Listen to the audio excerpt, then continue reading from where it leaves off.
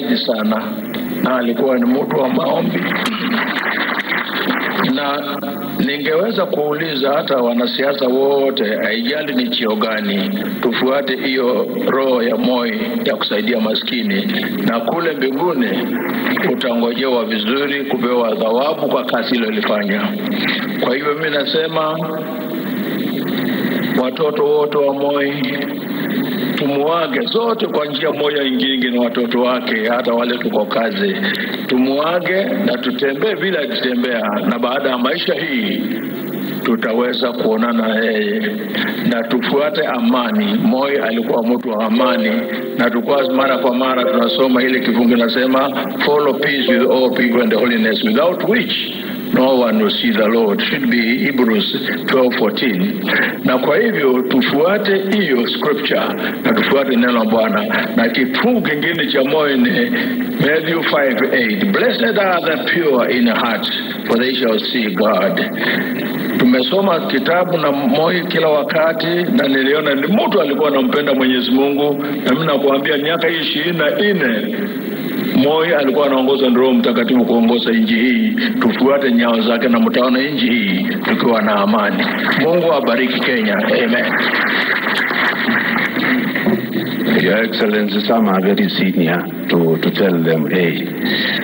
So now we have the seniorest, Archbishop, retired, emeritus, Eliud, Daktari Wabukara. Zake na mtaona nchi hii tukiwa na amani. Your Excellency, our President, Your Excellency, our Deputy President, all the leaders who are here, and all protocols observed, my fellow pastors, I stand here to mourn a great leader.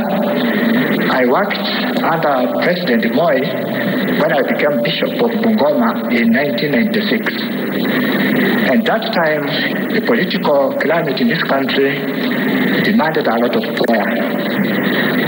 In the entire western region and Nyanza, there were challenges which the President needed prayers for. I can mention three instances in which we were closer with the President in his work. One was when he was visiting Kisii, Nyanza, and Western. He came over to Kakamega, and I was called at 4 a.m. to go and pray for him. I went to State House, State Lodge in Kakamega, and as my colleague has said, President went into the inner room when Franklin Pett was the controller there, and he told me, Bishop, I told you, I'm going on a very difficult mission, starting here in Kakamega, to Nyanza, and to Kisii. Pray for me. Well, I was surprised because the President left his chair and knelt down, and I prayed. Immediately I finished, he just went out with his staff as usual and started his mission. That was one. The second one was when he was visiting Bungoma, and everybody, the politicians are here perhaps, they were very difficult that time. So he came, we were at the DC's house, and there was nobody to start that meeting. So they just came and said, Bishop, can you start to talk? The whole congregation was quiet like we are doing. I said, how do I start? Well, I just picked the Bible, read Isaiah 35, the whole of it, and it spoke to the minds of the people who were there, so like Elijah Bangal and the rest, and the whole atmosphere changed. The President addressed us. Lastly, I shared with the President in my capacity as chairman of NCK at a time when we were to balance the very radical elements and the very conservatives. Under my care, I made sure the resolutions at NCK were caring for the bigger picture of the country as I used to pray for the president. So today, as we mourn President MOI, I also want to say he helped us to understand the interface between spiritual and secular world. And may God bless him. May God be with his family. But above all, may God bless our country. Thank you.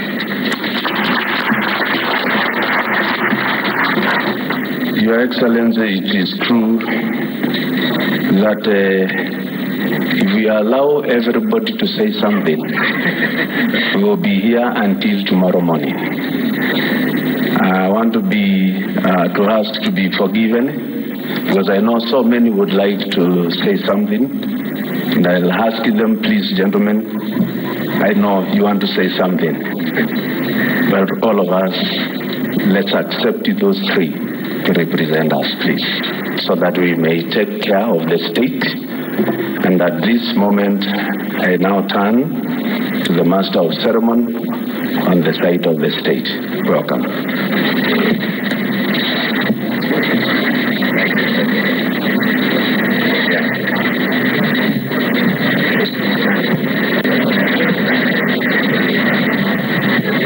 Thank you, Your Lordships.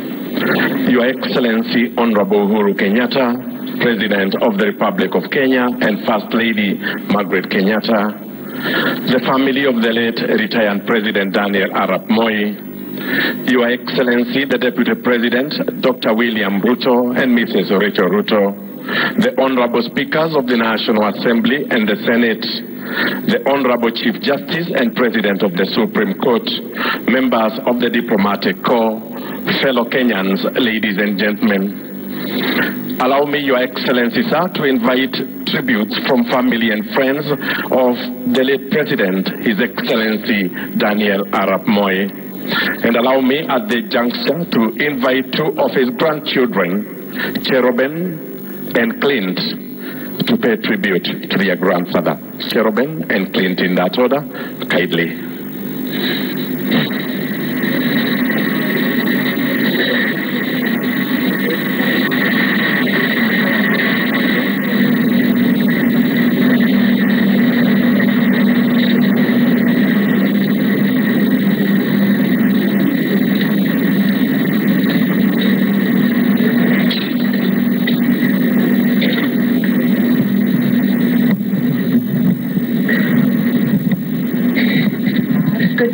Everybody, I'd like, first of all, before I recite the poem to my grandfather, I'd like to call on to Mzee's granddaughters. Please, can you just make your way to the podium so we can all make a poem together.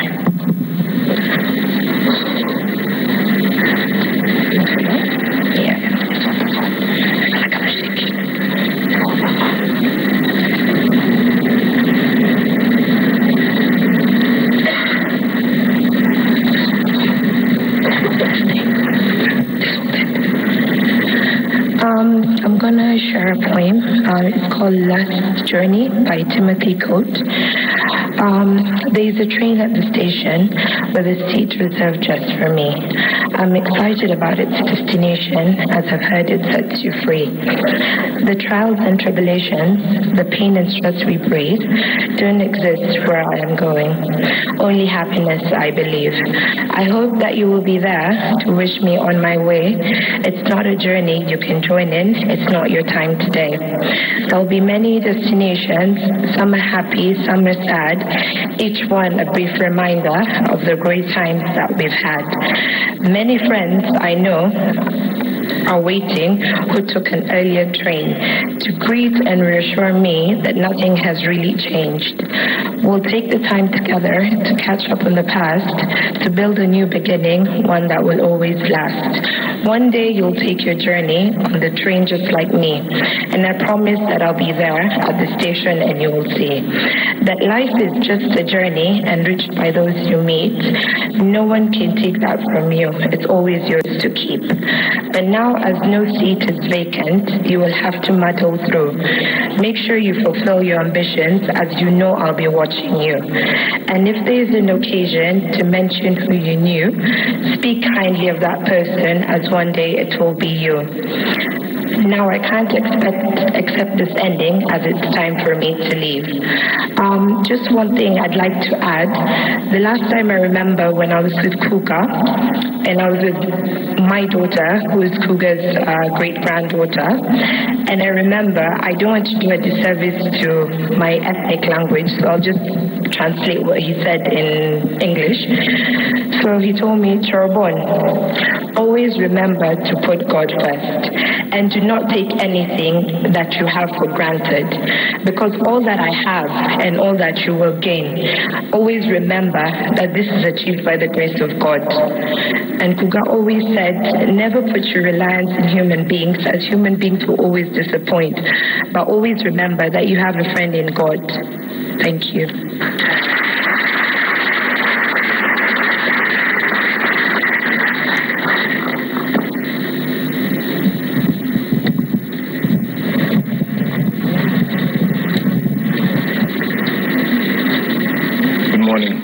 As you've heard, my name is Clint Kiprono Moi.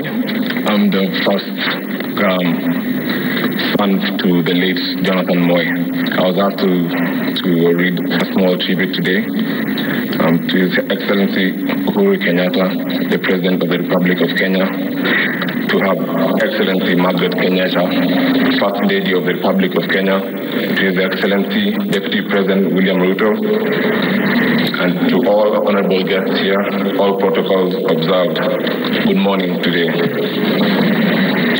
Today I find myself in a state of mixed emotions as I pay tribute to my grandfather, His Excellency the Second President of the Republic of Kenya, Daniel Toroitich Arap Moi.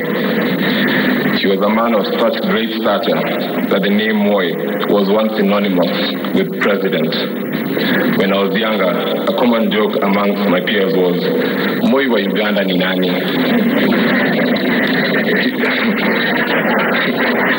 Yes.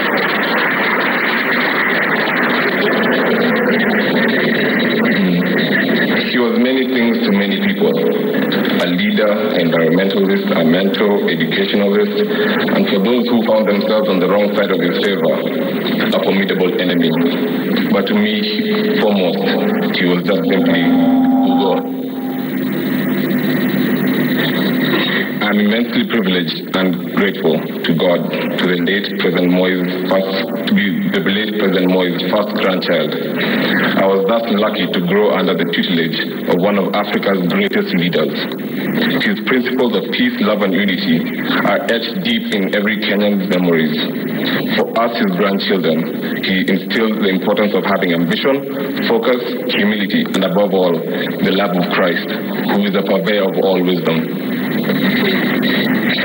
As he took his final bow, my grandfather was and remains a statesman. He was and remains a dutiful son of Baringo. For that, I want to send my deepest and sincerest gratitude to the people of Baringo. I want to thank you for gifting Mzee Moi to my family and to the world. We could not have experienced his greatness without your support, and I speak for many saying we remain indebted to you all. President Moi understood that education is a great equalizer and wielded it as a powerful tool to empower Kenyans.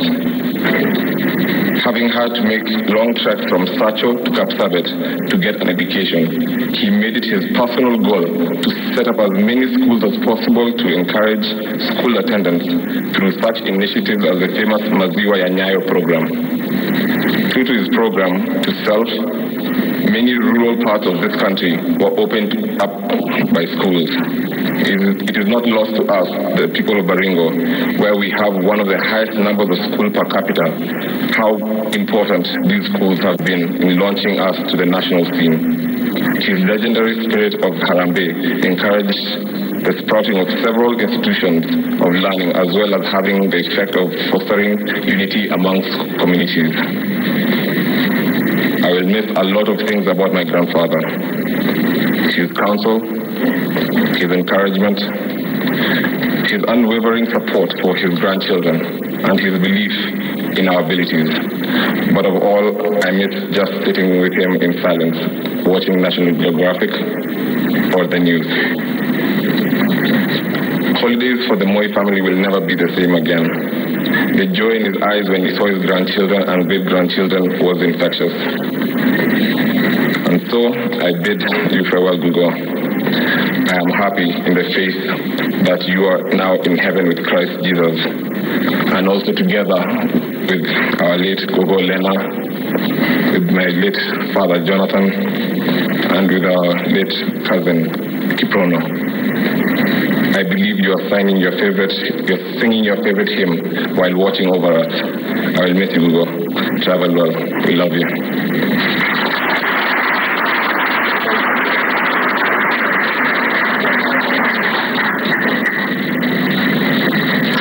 Thank you. On behalf of the friends of the late President, I will now invite Dr. Silverstein, retired General Sumbeiwo, and Dr. Sally Koskei to move their tributes in that order. Dr. Silverstein, retired General Sumbeiwo, and Dr. Sally Koskei. Karibuni.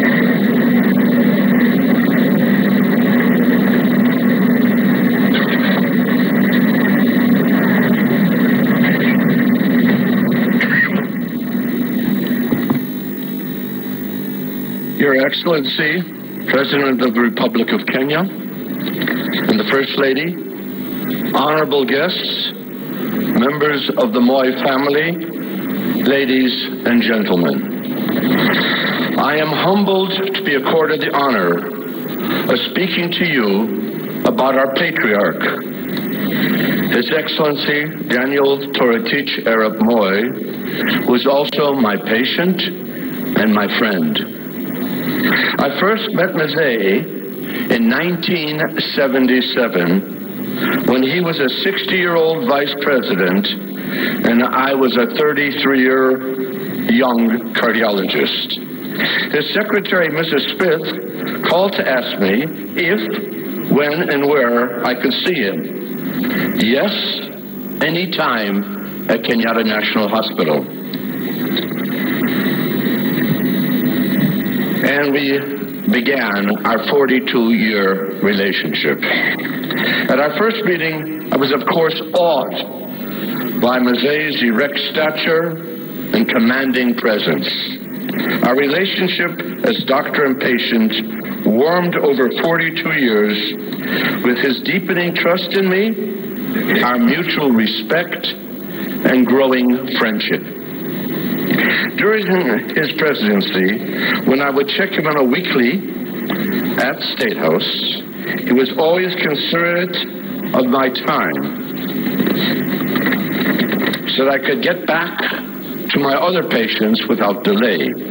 After taking his interim history and examining him, he would invite me for a cup of tea. He always would say a silent prayer first as he held his cup. Then we would discuss our favorite subjects, the latest in medical developments, the Old Testament, and its application in today's world, international politics, and the state of Israel. Mazishi was an exemplary patient, following my advice on medicine, diet, and lifestyle. For the record, as Gideon said yesterday, yes, Mazishi loved his meat. He also enjoyed sharing a small glass of sweet, kosher sacramental wine from Israel with Sir Charles and John Joe and myself, and maybe just a wee bit at bedtime. Dawa ya wazeh. There was only one issue in which I could not sway him, That was his working too many hours. I even resorted to using the words from Exodus when Jethro advised his son-in-law Moses, "The things you are doing are not right. You will surely wear yourself out. Make it easy for yourself and let them share the burden." But this did not sway his work ethic, nor does it sway mine, much to my wife's chagrin. I traveled the world with Mazishi, and among my other professional duties was to make sure we were not eating exotic animals, such as cats, snake, dog, nor drinking buffalo milk when we were in China. As a friend, he participated in my major life events, holding my firstborn son on his 8th day of life for his circumcision, and attending my marriage to Hannah. After his retirement, we shared many small dinners with dear friends at our home. Mazishi was a devout, God-fearing Christian, and as a Jew and the head of the Jewish community of Kenya, our trips to Israel was always poignant for both of us. His love for Israel reflected in decisions that benefited both Kenya and Israel, such as the reestablishment of diplomatic relations and support in the UN. Israel helped Kenya with educational, agricultural, and infrastructure development, internal security, and even sending Israeli emergency response teams to some of our disasters. Mazishi was devastated when his friend, Prime Minister Yitzhak Rabin, was killed, and he was unable to attend the funeral because we were traveling. However, I explained that attending the Shloshim, that is the 30th day of mourning, would be a special act of great respect. He told me of a similar tradition among the Kalenjins. And then he turned to Dr. Sally Koske and said, "Make arrangements, we are going." As the only international dignitary at the Prime Minister's Shloshim, he was treated with great honor. Mazishi and I found many traditions in common between the Jews and the Kalenjins, such as dietary habits, holidays, rites of passage, and even burial. We pondered if Kalenjins, this was his thesis, were not one of the lost tribes of Israel. When Mazishi needed cataract surgery, he chose to go to Israel. When he began having difficulty walking 2 years ago, he jumped at the idea of further investigations in Israel, the land of miracles. Though medical investigations yield nothing much more than the need for increased physical therapy, however, spiritual therapy must have played a part. Bumping over the narrow cobbled streets through the old city of Jerusalem, we took Mazishi by the colorful, aromatic souks to the Church of the Holy Sepulchre, which contains two of the holiest sites in Christianity. The site where Jesus was crucified and where he was said to have been buried and resurrected. There Mazishi became exuberant as he fuata nyayo ya Yesu, followed the footsteps of Jesus. Touching the stone where Jesus was laid out after his crucifixion, he called out to me, "Daktari, Angalia, Yesu, Alika hapa hapa," as he touched the stone with great excitement. In the days that followed, Mazishi seemed invigorated to the extent that medicine cannot explain. He continued to be the exemplary patient, but with a new enthusiasm that gave him more strength and liveliness. During his final illness, this strong leader fought hard. His belief in his faith and his family never faltered. In the hospital, he was appreciative and gracious. He listened to the sermons of evangelical preachers And he was excited when his sons Raymond or Gideon appeared on the TV and would point at the TV for me to notice it. Alas, his old body had fought all its battles. At age somewhere around 103, Mazei died.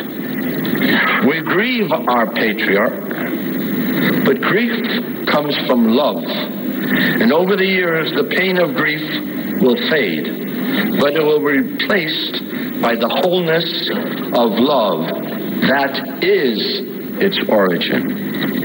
During his last 4 months, Gideon and I witnessed Mazei's positive response whenever I told him about the special prayer, Hebrew prayer, I said for him every Shabbat, every Sabbath in the synagogue. Mazei, this is the final prayer I can offer you, that your soul may forever rest beneath the wings of the divine presence. It's called El Malei Rachamim, and is the prayer to God for the soul of the departed, and it is brief.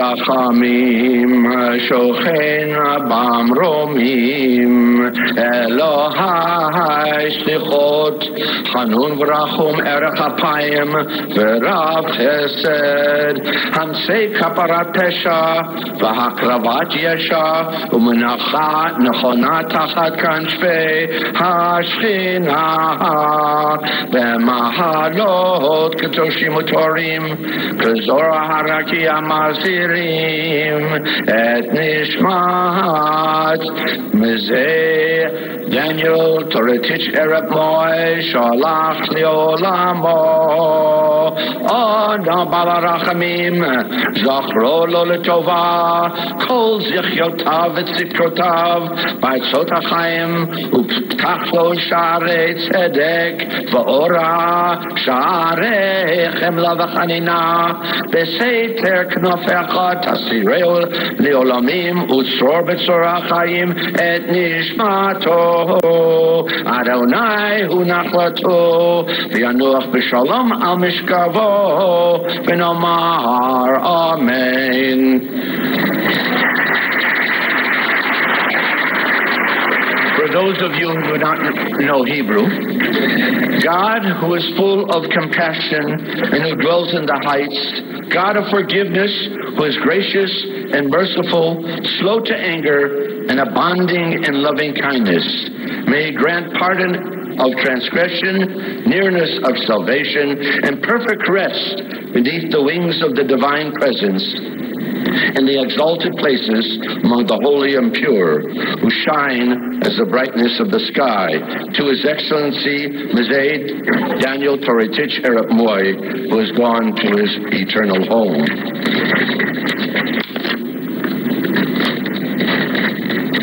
We beseech you, O Lord of compassion, remember him with favor, all the meritorious and pious deeds that he did on earth.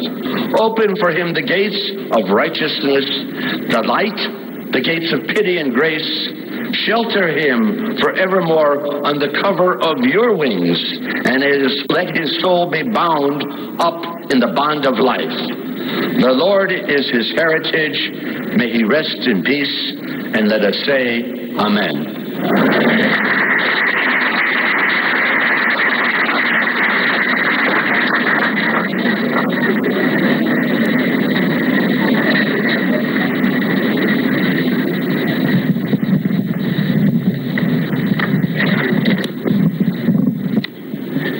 Your Excellency, Honorable Uhuru Kenyatta, President of the Republic of Kenya, First Lady Margaret Kenyatta,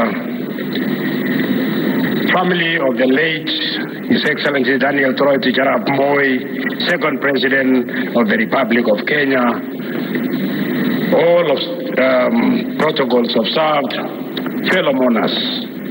Today, we continue to celebrate the life of President Moi we celebrate his life because of the many achievements he had in his time in leadership. The late President Moi has been lauded not only within our borders, but also in the region and internationally, particularly for his love for peace and his several contributions towards peacemaking and peace building. In the last few days, since Mzee rested, we have been reminded of the Nyayo philosophy of peace, love, and unity. And to date, we largely owe the stability our country enjoys to this vision that he had. Kenya is a diverse country inhabited by several ethnic groups, and as such, our country has not been a stranger to peace and security challenges within its borders. Some of these include intercommunal violence, conflicts between farmers and others, conflicts over land, and violent extremism, among others. These conflicts were of great concern to the late President Moi, and to this end, he made efforts to deal with it from the root causes. In addition to promoting education and religion for communities in these areas, his government worked tirelessly to fight proliferation of arms, as well as increasing the development and resources in these areas. This was in an effort to reduce the economic burden that led to some of these conflicts.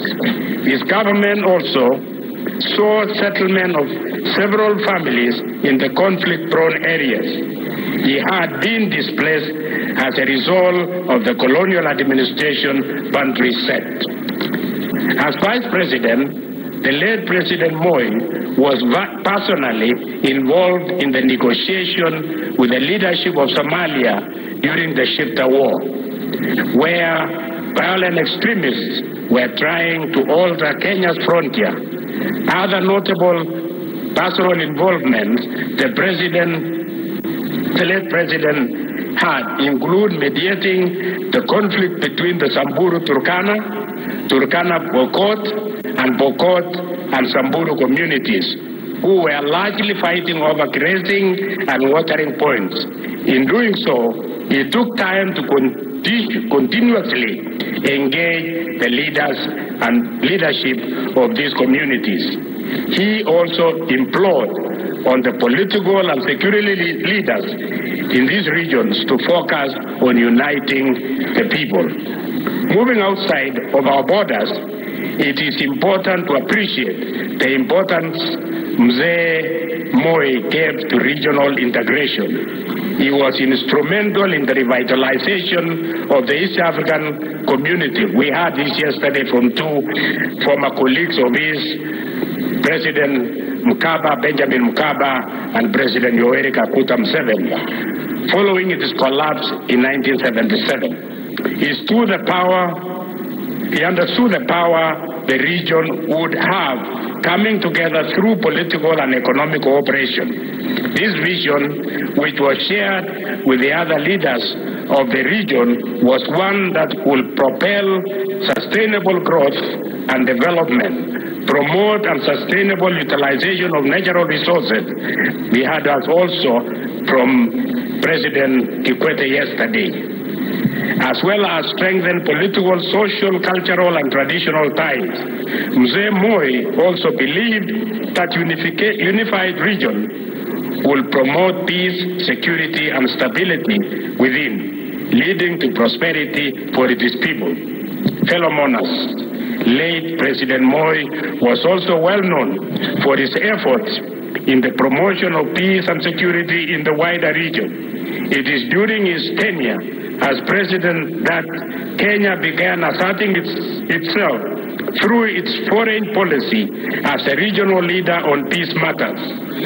Mzee Moi was one of the founding fathers of the Intergovernmental Authority on Development in 1986. And as a negotiator and mediator, he was principally involved in negotiating and mediating the conflict in the Sudan and later in South Sudan, which led to the comprehensive peace agreement that was signed in 2005. And those who remember this very well was that he entrusted this task on me and kept on urging me to ensure that before he leaves office, South Sudan was free. And it was the most difficult task I've ever undertaken other than fighting a war.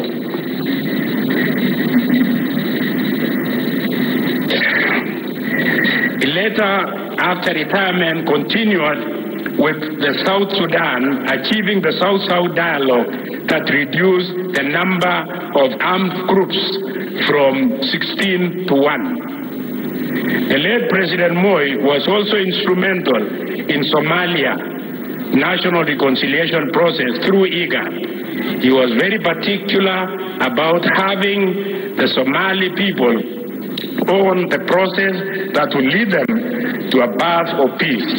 He was greatly disturbed by the years of instability in that country. That led to the loss of several lives and destruction of insurmountable property. President Moi, therefore, through IGAD, supported the process that led to the formation of the transitional federal government of Somalia.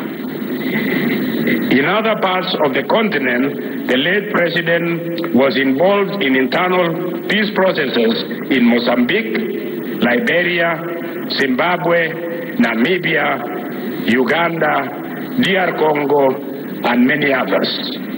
The late president's quest for peace did not end following the conclusion of a peace agreement. He was also a believer of peace missions, and as such, he ensured that Kenya was contributing country to several peacekeeping missions. Some of these include those that go beyond our region, including Chad, Namibia, Mozambique, Iran, Iraq, Kuwait, Yugoslavia, Liberia, DR Congo, Sierra Leone, and East Timor. To date, Kenya remains a proud contributing country to peacemaking and peace building. Let me conclude my tribute to Mzee Moi by appreciating his love for peace. He will be remembered as a peacemaker and as a peacekeeper. Let therefore be a guide to us to be lovers of peace and also mind the welfare of those around us. God bless President Moi. God bless Kenya. Thank you.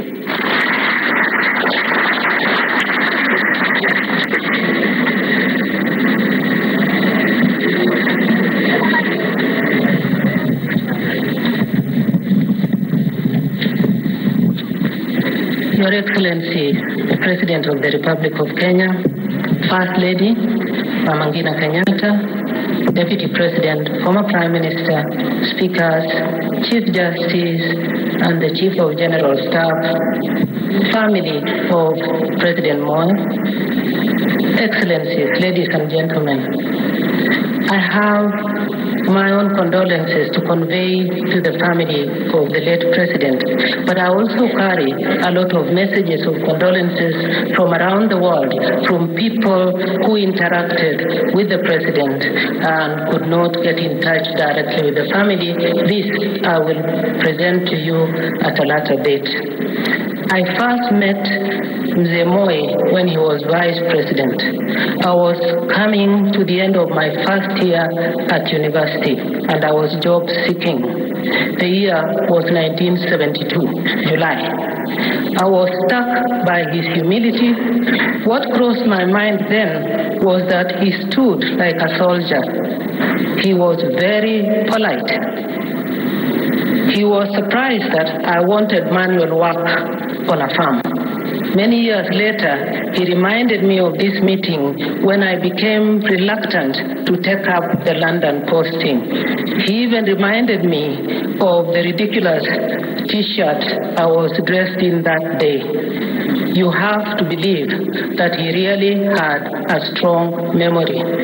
Just in case you are wondering, that was a bright yellow T-shirt with black writing and a cup overflowing with beer. It was from East African breweries with the caption, "Have a nice day." At this, our first meeting, President Moi talked to me about the importance of education. He made me promise him that I would pursue my education to PhD level. I therefore was not surprised that he paid so much attention to education when he became president. If there is one thing this country owes to the late president, it is a debt of gratitude for his tremendous effort to build schools from primary schools, secondary schools, tertiary colleges, and to universities. I sat in the meeting with him and British officials when he sought help for the building of Moi University. And apart from everything else and the other support they gave, that government donated the Moi University library, which at the time was the largest this side of the continent. When it was critical to encourage girl education, to encourage girls to stay in school longer, he promoted the education of the girl child, but he did not forget the boys. There is not enough time to enumerate all that he did in promoting education in our country, but his legacy here is completely secure, I dare say. As most of you will no doubt recall, soon after the late former president took over power, one of the enduring images was his lifting of stones building gabions to prevent umomonyoko wa udongo. He constantly talked and practiced tree planting to protect our forest cover. Nyayo T-zones were, to use his own words, to stop encroachment on forests. Among those, and I will not even talk about the ivory because that was well documented yesterday by His Excellency the President. Among those who communicated with him on wildlife conservation was the Duke of Edinburgh and Prince Claus of the Netherlands. I was privileged to be present at the Dutch Royal Palace when President Moi was awarded an honor for his conservation work.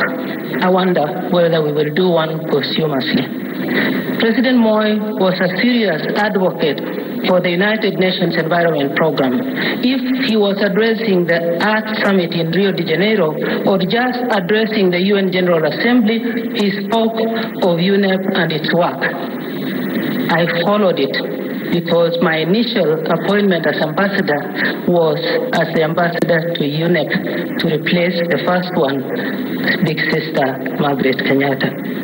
He did not only believe in the environment, he lived it. For us in the Foreign Office, on foreign trips we carried recordings of wildlife, football, and songs of praise for his downtime. Later, the National Geographic television channel helped us. I have only listed a few examples from this area, but the history is much richer than this. President Moi always made it known to us that if agriculture failed, the government budget could not be balanced. He was unhappy at the IMF insistence that Kenya stopped supporting farmers by extension workers. This was part of the structural adjustment program and also part of the change in the political climate in the world after the fall of the Berlin Wall that saw any assistance to our type of economies not forthcoming while being accused of all manner of things and not actually calling the spade at a spade and agree that they were not giving any assistance. It's easy to accuse you of being corrupt when they don't want to help you. He was a serious farmer and put a lot of food in the national food chain to the end. President Moi was respected internationally, even by those who did not like his policies. He was as comfortable with Prime Ministers Margaret Thatcher, John Major, as he was with Chancellor Helmut Kohl, President Francois Mitterrand, and later Jacques Chirac of France. And of course, all the Israeli leaders. Most of you will no doubt remember the quick response the Israeli government sent when the bomb hit Nairobi in 1998. I was particularly lucky to sit with President Moi in his many meetings with leaders in international meetings. Other leaders often came to consult him. In diplomatic terms, you know that if they are coming to you, they respect you and you are the boss. He also received envoys constantly, plus local ambassadors who requested to see him. He met intelligence chiefs from some of these embassies. Through diplomatic maneuvers, he stopped the American ambassador in the last 6 months of 1992 from talking about our elections. The Kenyans didn't even notice. This was done through a leader of a third country. The man was a consummate diplomat. On Christmas Day 1992, he sent a letter to the German Chancellor to restrain his ambassador in Nairobi from accessing our polling stations. Total success. When traveling through London, for example, the president was always sent a representative from the palace to receive him.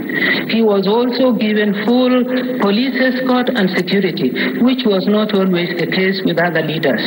Her Majesty the Queen often talked about him. At the presentation of my credentials and many other meetings, the subject was always how polite the President of Kenya was.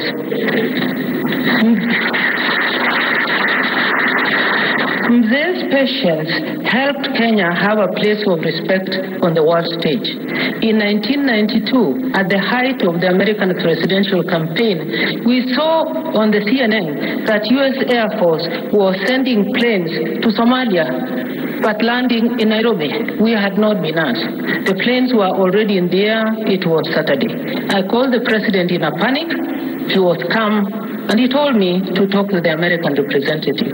The American number 2 came to the office, and to cut a long story short, the military gave the clearance. When the planes landed, however, they were not carrying any food.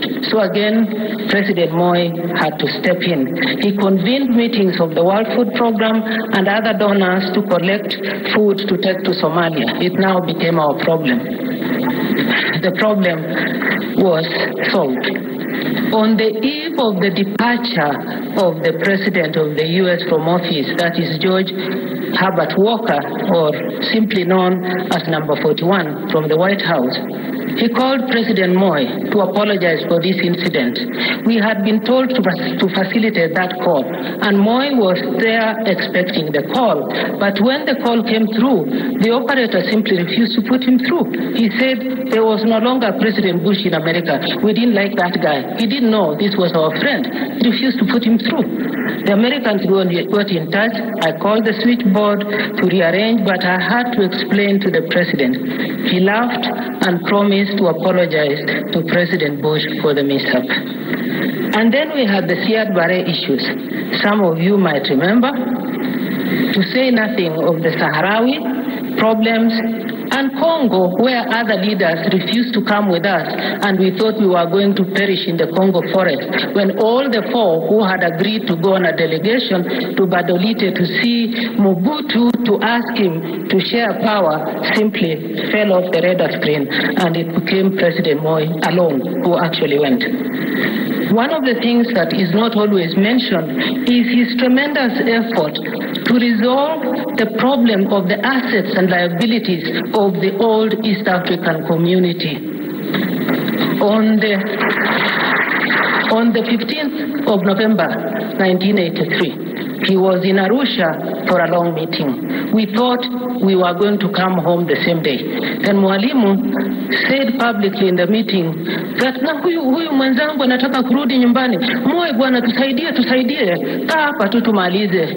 We ended up sleeping in Arusha with no clothes to change into. But nevertheless, actually we didn't need to sleep because the meeting ended at 1 a.m. with the border being reopened on the 16th of November 1983. I took the notes. Then the refugees. I covered a lot of meetings between UNCHR Director Mrs. Sadako Ogata and President Moi. Many years after she retired and became head of JICA in Japan, I was attending a meeting she was chairing in Kyoto. She stopped the meeting to ask after President Moi, remembering that she sometimes wondered if she ever thanked him enough for his understanding and support for refugees coming across Kenyan borders in the 1990s. She told the meeting about how courteous and supportive President Moi was to refugees and to her work. I was understandably proud to hear this appreciation. James Grant of UNICEF also always talked of Moi's great contribution to child immunization. In foreign affairs, for 10 years as PS, I spoke several times with the Comptroller of State House, Head of Public Service, the PS in charge of Internal Security, Intelligence Chief, and often with PS Finance, and also regularly with the President's personal assistant. Intelligence and security meetings were held regularly. I also had to speak to the President almost every day, at times extremely early in the morning because of his great interest in foreign affairs. Mzee Moi accorded me the honor of being his head of public service and secretary to the cabinet. By this time, I had a very good working relationship with my colleagues, the permanent secretary. I can tell you, Mzee Moi did not tolerate personal disagreements at this level. We just had to get on well and get on with the job. It was within this group and with the Chief of General Staff that if there was need to talk the boss out of something or convince him of something, a delegation was sent to him at 6:30 in the morning. He was always a step ahead, but would receive us sometimes in a very tense atmosphere. It was not always easy, but he listened and took us seriously. When I first joined this group on my appointment as permanent secretary for foreign affairs early 1992, the politically noisy year, I was sent with two other people with a message to HE as we refer to him. It was a very steep learning curve. We were to tell him that the fighting Maela, it appeared, was not ending and that the military was willing to step in to help. I happily went and was surprised when I found myself alone before the President. He listened to me silently and patiently. I promised enthusiastically to return the following day with my two colleagues. He said nothing. The police were able to contain the fighting by the end of that day. I didn't even notice. But I went back as I had promised the President. My two colleagues did not show up as they had told me. The President decided it was time to educate me. He explained what it meant for the military to come out and take over what police should do. A military coup or what? He asked me, and I struggled. I was sent on several other missions, often with some colleagues, but somehow I ended up as the one to speak up. Soon I learned that some of my colleagues found it easier to send me on these rather dangerous missions because they understood the cultural background of our boss. He was not going to shout at a woman, especially one considered young enough to be his daughter. I also soon learned how to recognize signs of displeasure. If he called me Daktari, I was okay. Seli was my official name, so that was fine. If he received me with Lakwani, which means child. In his softest voice, I knew I was in deep trouble. If he was really angry with me or my message, he sent Joshua Pule to tell me, or I just stayed away. I went underground until he looked for me. I did this a couple of times. But as senior civil servants, we worked closely, consulted each other, and made our work easier. We in fact became big consumers of intelligence, and we debated with each other every day on everything. But everything had to be confidential. Leaking of information was out of the question. So, although President Moi worked closely with politicians, he managed the affairs of state with his civil servants. Some ministers did not always appreciate this and gave us grief, but we could not tell them what we had been told to do. If you are a civil servant, you are well advised to stay out of controversy with politicians. He would quietly protect you if he knew you are being attacked unfairly, but he preferred that you did not pick up fights with politicians. Except on very rare circumstances, civil servants, except for those who worked at State House, were not found at State House in the afternoon. Civil servants took up the early part of the morning. Mid-morning to afternoon was left for politicians and other private contacts we didn't need to know. They was very kind, but he could be very curly if one did not act professionally. One day in October 2002, it was agreed that in my little group of 6 people overseeing political power shift, that we should let the president know that his party was not doing so well. 3 of us went to see him. When we were let in, we faced a really hostile reception.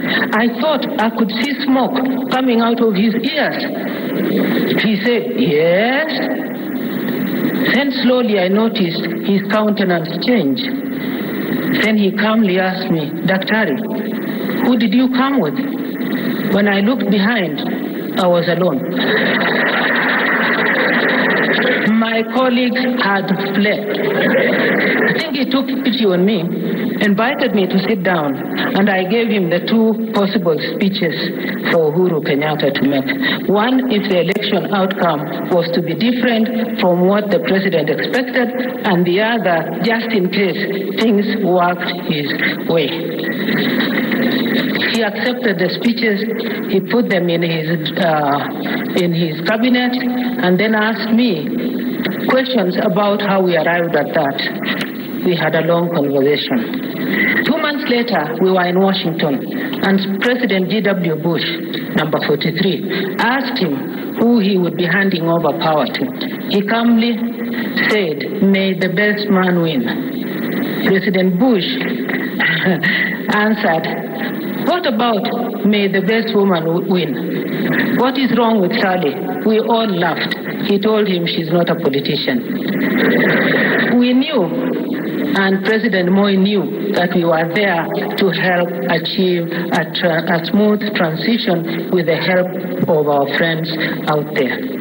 When President Moi was sworn in for his last term in office, I drafted his speech on his instructions. The speech had only 5 paragraphs, 3 of them starting with the same phrase, in this my last term in office.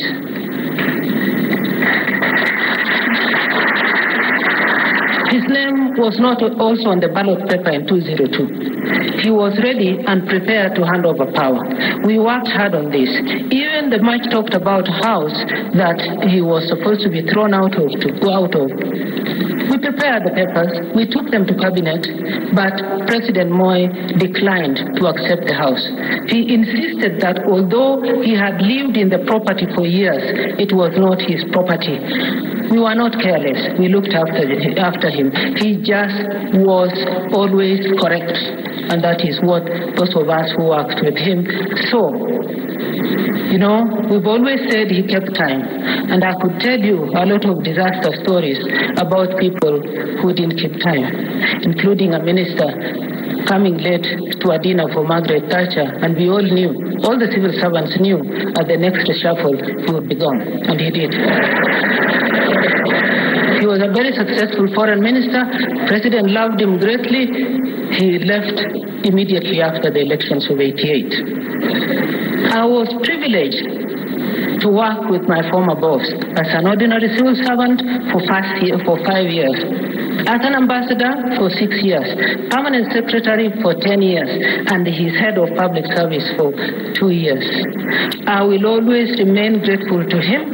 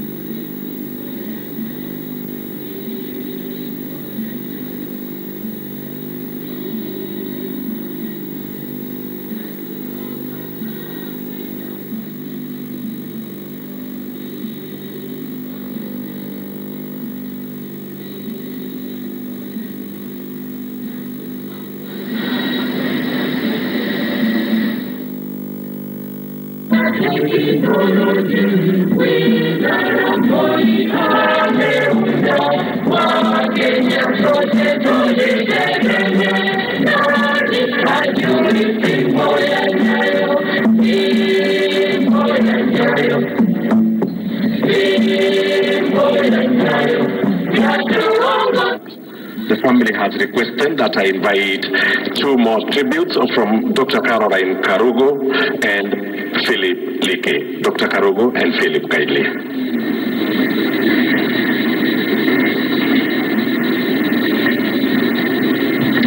Thank you very much. Your Excellency, the President, Uhuru Kenyatta, Your Excellency, Mama Margaret Kenyatta, the family of His Excellency Daniel Toreti Arap Moi, Your Excellency, the Deputy President, distinguished fellow mourners, I bring my condolences, those of the Karugu family, and indeed those of the great people of Nyeri County. I'm deeply honored this afternoon to speak on behalf of the millions of the Nyayo era children, or those who we call ourselves Watoto wa Nyayo. I was a little 8-year-old girl when I met a man with a tall, towering frame, a man whose presence was as intimidating as it was friendly, a man who held the highest office of the land, the President Daniel Toreti Arap Moi. I was a lucky child to be picked through a rigorous selection exercise to welcome President Moi to my home district, Nyeri, and specifically to the Kiganjo Police College. My duty at that tender age was to hand him flowers in our honored tradition of welcoming dignitaries home. That small encounter of a little girl presenting flowers to the President of the Republic became the beginning of a journey down a long road paved with incredible kindness, genuine human compassion and love. His Excellency President Moi immediately assumed the role of a father figure in my life, and he took up the course of educating me by offering to pay my school fees throughout my schooling years. I still remember with deep nostalgia the very first day when I met His Excellency the President. As soon as I handed him over the flowers, he invited me to breakfast and he treated me to some sumptuous mbuzi ribs that were extremely tender. During this king's breakfast, I was asked, "What would you like me to do for you, little girl?" And he asked, "What would you like?" "Anything." I innocently responded that since he was the biggest person in the country, he should remove Kiswahili as a subject in my class. As a little girl, I had a good justification. I argued with the President that at home we spoke in Kikuyu and in school we spoke in English. Further on, I wrote all my exams in English and therefore I could not understand what the need of Kiswahili was. I thought be a masterstroke. The president smiled broadly and at my obvious childish request, and of course I had to explain to my parents why I never thought of greater requests to the president like the request of Akambugonda. Those who don't speak French, Mugonda is a parcel of land where I come from. As for my Kiswahili request that was never granted, it became a central part of my academic progress assessments carried out by Baba Moi himself during my annual visits to State House, where he would start by asking me, "Bado unacheza na masomo?" It is that small encounter in Kiganjo that began a life-transforming moment for the little girl from a little village called Nyarivo in Nyeri, who now stands in front of you, having recently attained a doctorate degree, to mourn a loving father, a faithful mentor, a devoted teacher, and a caring children's president. I celebrate President Moi for his proven, genuine, big heart that made possible my education and that of many other children across the Republic. I celebrate this extraordinary leader who consistently demonstrated his commitment to education, especially that of the girl child. And I stand here in front of you today as living proof that his noble efforts and his noble endeavors were never in vain. My Baba Moi, as I fondly called him, today rests in absolute peace, having in the sunset of his blessed life watched many of his children, nurtured directly by him, grow into effective village girl from Nyarivo, pursued not only the highest limits of education, but also has chosen to live a life of public service as Deputy Governor of Nyeri County. He adopted the name Moi Girls, for instance, Moi Girls Eldoret, Moi Girls Nairobi, and my very own school where I went to, the Moi Nyeri Complex. These schools and many others, including those that do not bear the name Moi, stand as monuments of one man's unquestionable desire for an educated nation. President Moi followed the crusade to educate the girl child with a nationwide campaign to uplift the status and empower women. We know of the Maendeleo ya Wanawake, a powerful women grassroots movement that began during the late president's reign. If I were to list only two organizations that really got President Moi going, I would start with KANU, the ruling party of his time, where, if you all remember, he used to ask us, "Ebu tingiza kidole." The other organization would be, of course, the Maendeleo ya Wanawake, through which the president pushed the agenda of women as a critical pillar to a nation's development. I will not, of course, forget that Maendeleo ya Wanawake also acted as an incubator for women leaders who went on to pursue politics. In this regard, I remember the Honorable Zipporah Kitonyi, the Honorable Phoebe Asio, only as some names that come to mind. Moi taught us one other enduring lesson: patriotism and love for our country. As young children, he drummed it up in all that we did, that we mastered of Baba Moi. We sang about strong values, the values of hard work, the values of discipline, and we were taught to honor our country and become great patriots and defenders of our sovereignty. That is why I mourn my Baba Moi. However, I celebrate the patriotic values he espoused and imparted in us as children. Because of the strong Christian values of Baba Moi, the foundation of this nation is strong and its future is indeed bright and promising. Because of the ideals of Baba Moi, especially his genuine desire to eradicate tribalism, I look forward as a mother to raising my children in a country which will be bound more by ideals and less by tribe and blood ties. Finally, to my fellow Watoto Wanyayo, we have come of age. We have no excuse. We were raised right. Let us now rise up and, in the spirit of Moi, bind this nation and become instruments of peace, love, and unity. To the great people of Baringo County, thank you very much. Asanteni Sana, thank you for giving us and for sharing with us a son of your soil, Arap Moi. We will remain forever grateful. To the Moi family, my brothers and sisters, we pray that the Lord continues to strengthen you and to continue to bless you, and that He may continue also to comfort you during this very tough time. Rest in peace, Baba Moi. Thank you.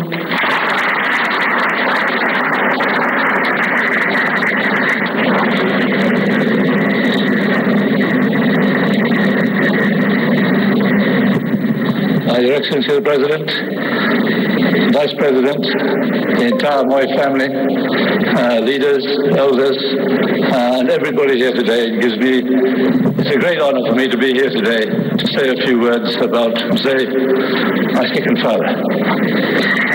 I first met Mzee in 1973, just after I became a KANU member, and it cost me 2 shillings to be a member of KANU. Sometime after that, I ran for election in 1974. I didn't make it for various reasons, but finally I made it. And I was fortunate to be given a position in his government for the Member of Parliament for Langata. Sometime after that, I decided I must dedicate myself to learning from this incredible man. And he became my role model, and he became my second father. My father had died in 1972. So I studied him very carefully and was particularly impressed by many of the things that people have spoken here before. I won't repeat them, very short of time.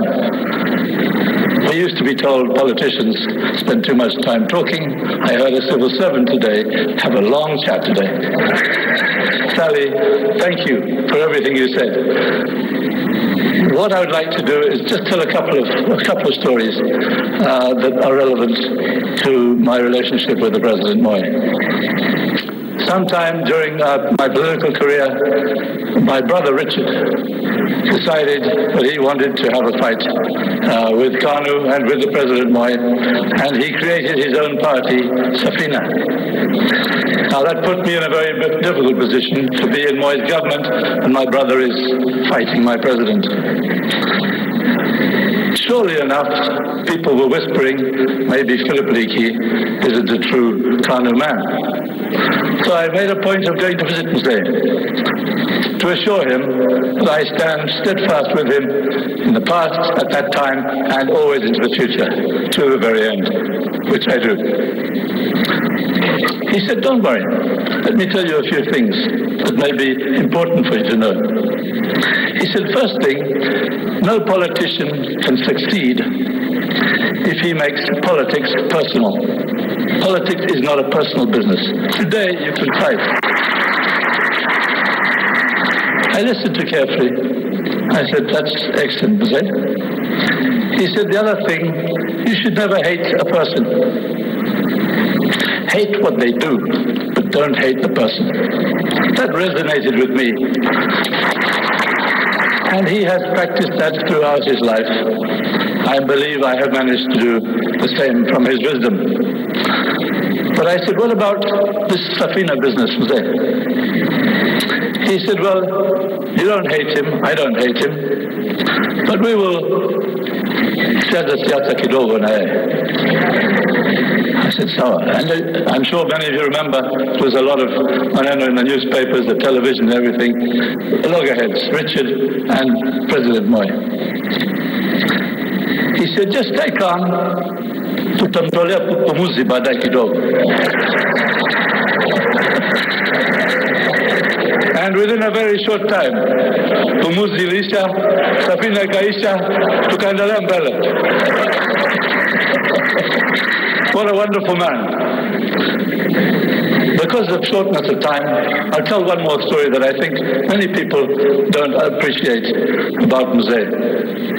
As Member of Parliament for Langata, I went to him one day and I said, Mzee, you have raised money for every cause in this country.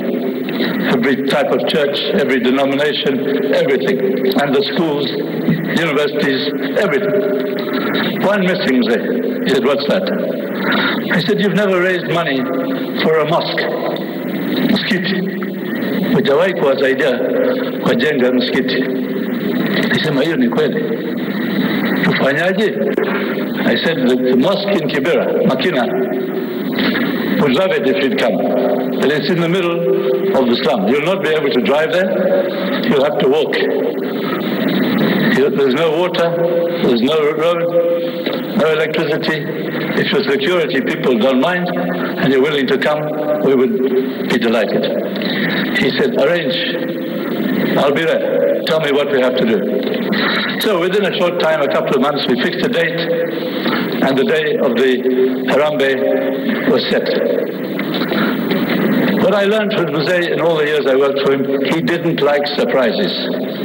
Never surprised him. He didn't like that. He wanted to know beforehand what was coming. So I went to him and I said, apart from the water and the road, the electricity for the mosque, there's two things we really need. And only you can help us.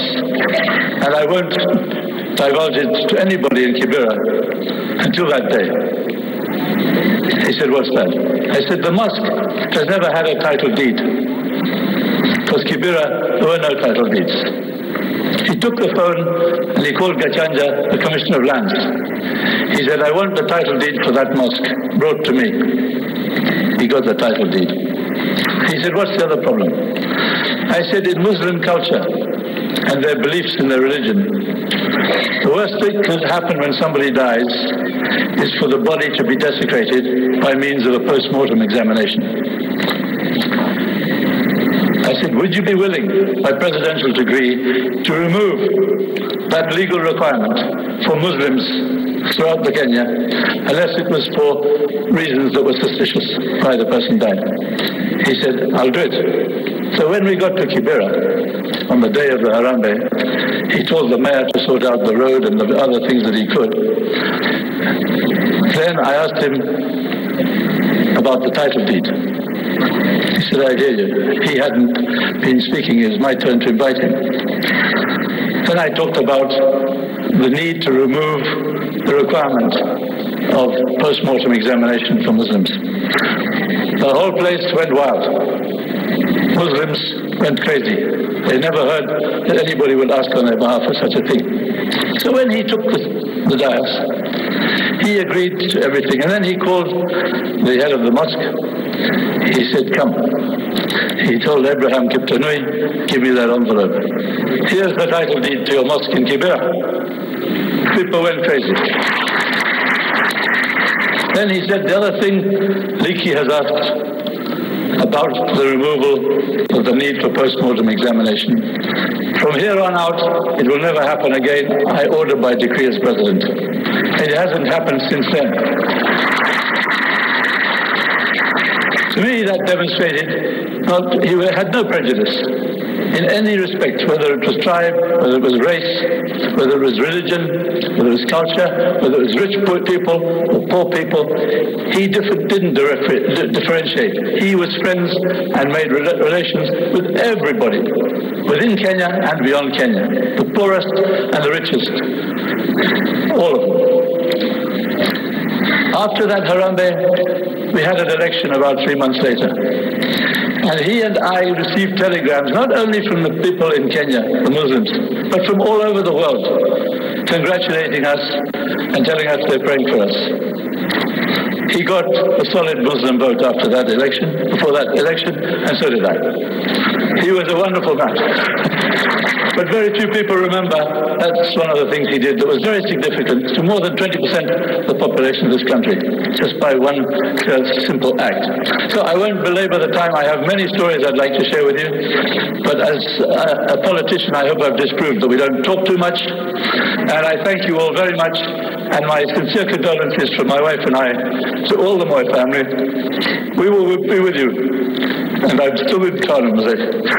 Thank you.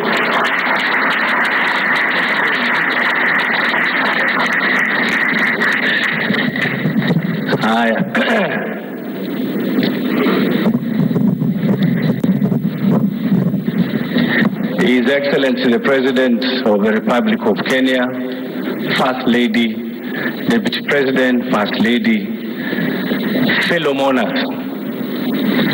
yangu mkiniona hapa, si mnajua tu hata kala iko sawa sawa ama namna gani?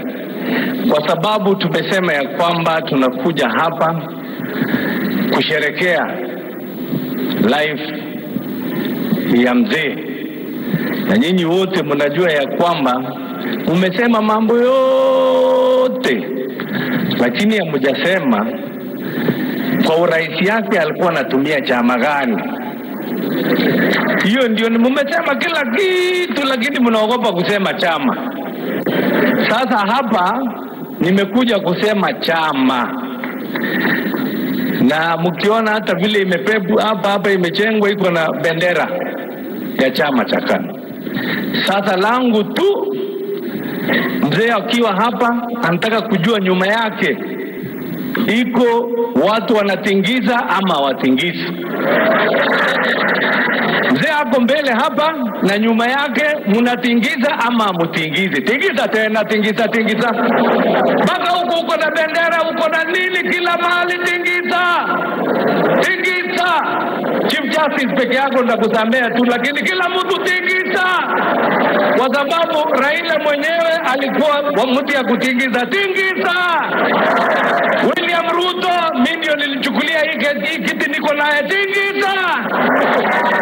Haya, tukienda mbele rais wetu ako mbali sana, tingiza.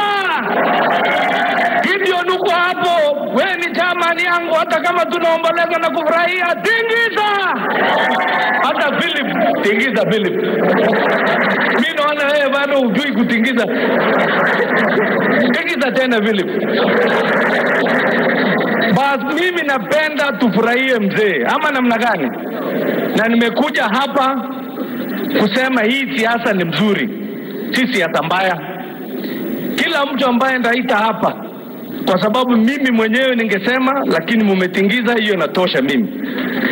Mimi nitasimama hapa kwa program, nimeambiwa tuendeshe hii program vile inatakiwa kwa wale wenzetu wanasiasa. Na ukija hapa unene tu ile inatakiwa, ili tuende tuchunge saa. Na mimi niko na furaha sana. Mwenye ataanza speaker wa bunge ambaye anajulikana order Ole Kaparo yuko wapi? Karibisha yeye na mkono.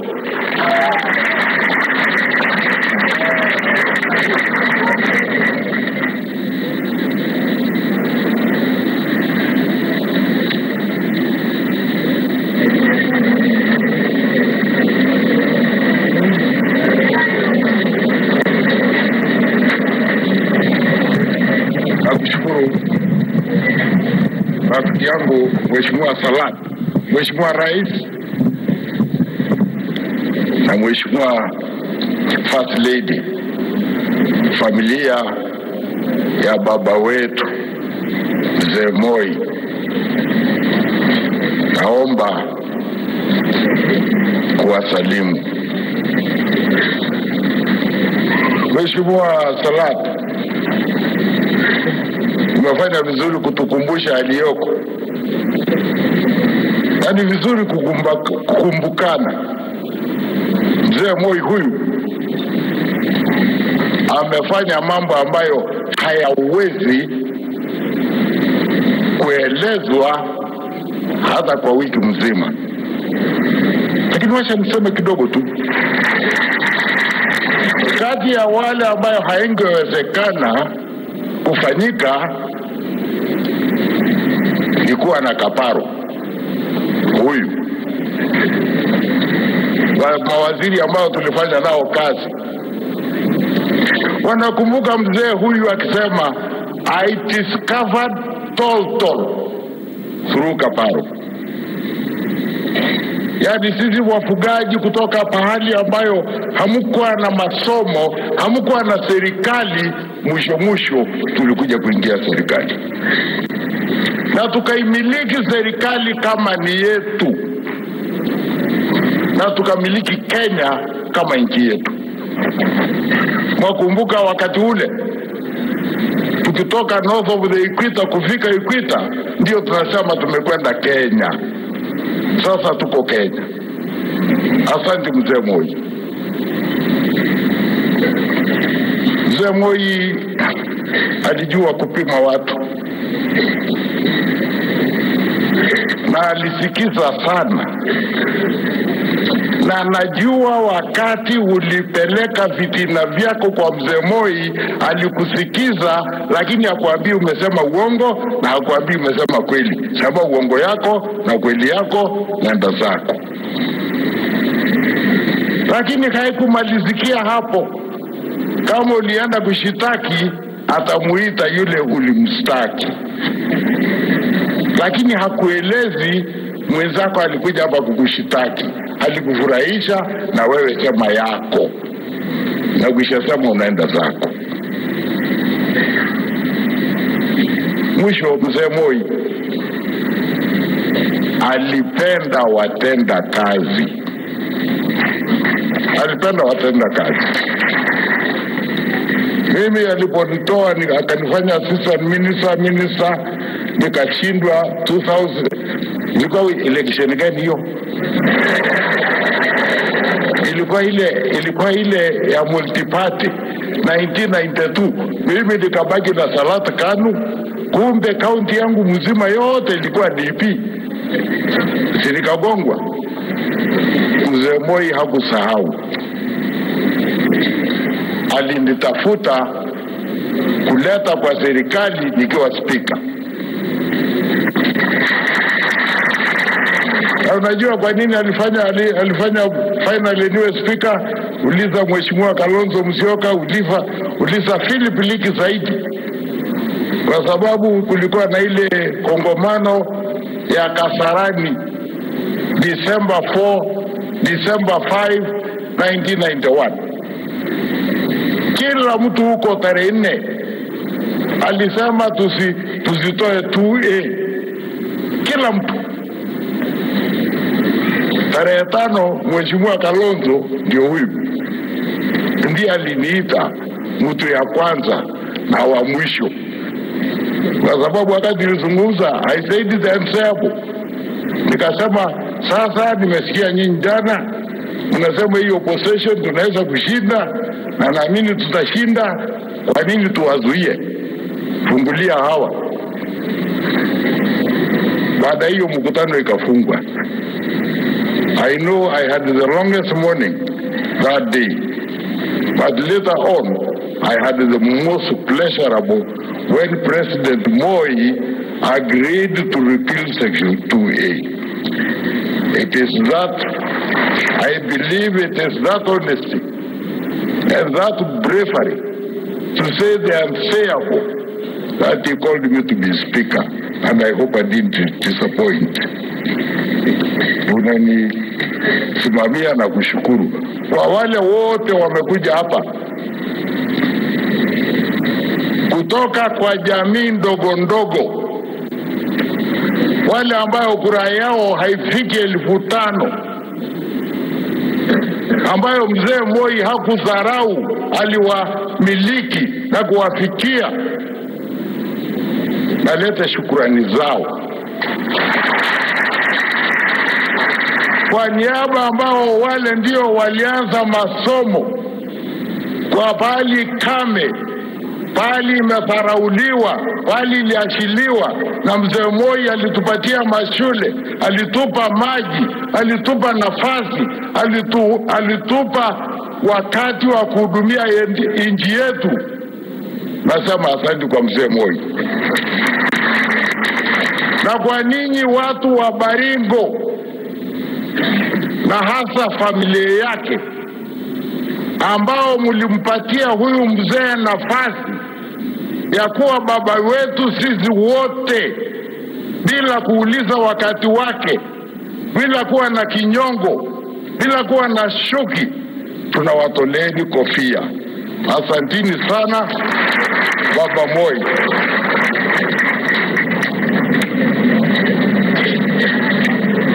Anayefuata ni mzee Atuoli. Karibu mzee.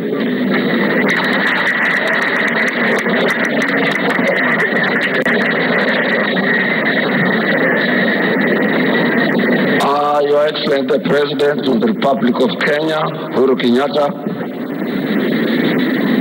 the First Lady, Sister Margaret Kenyatta,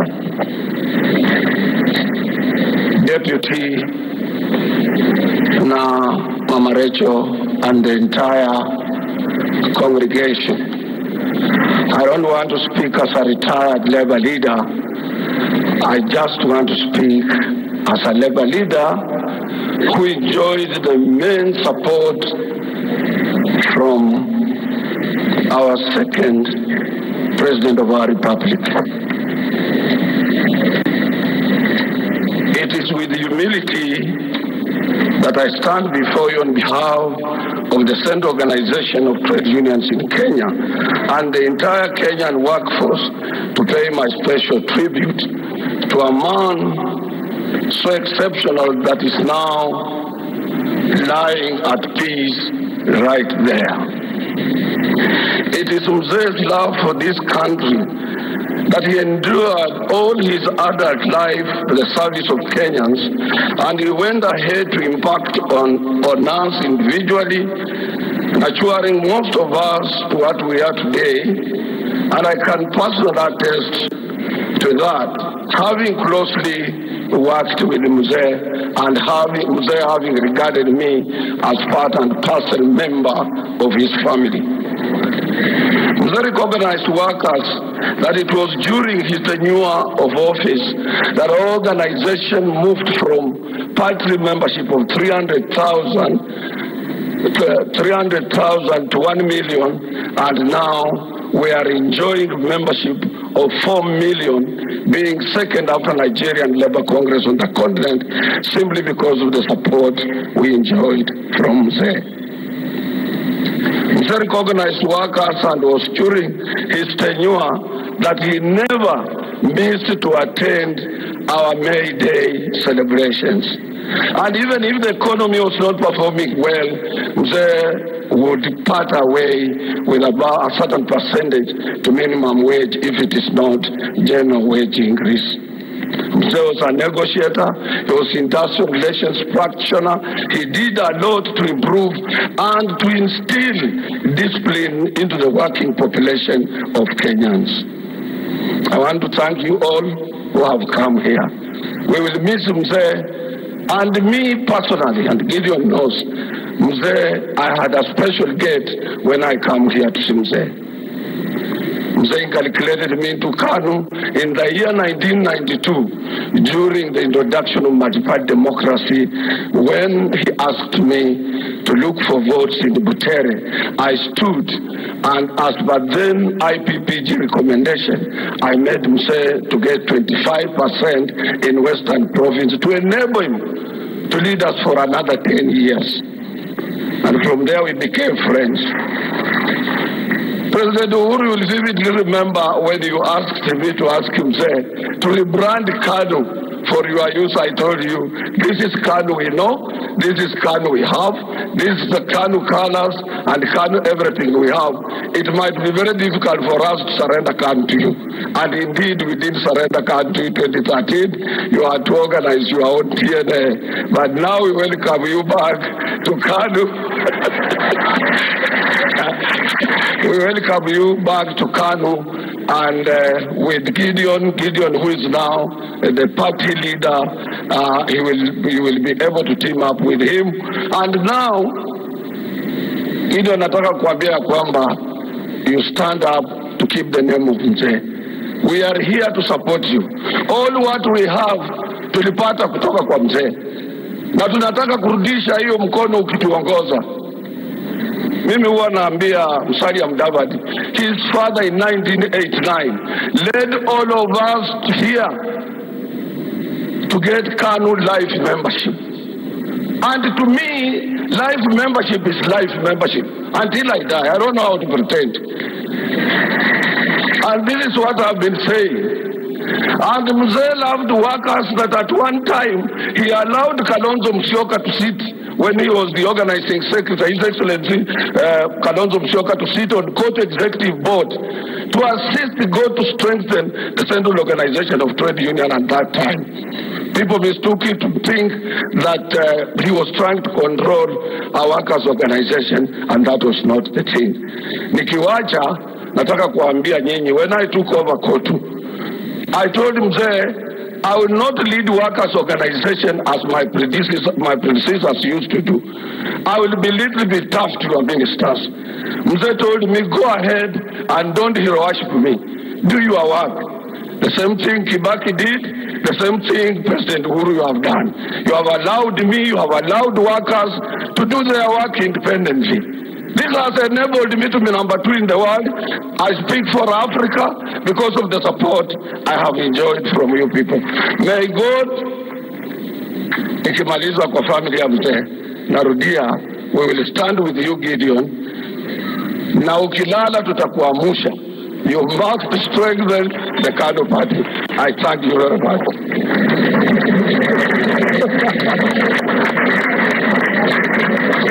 Makofi kwa mzee Atuoli. Thank you. Kamket. Mheshimiwa Kamket. Karibu.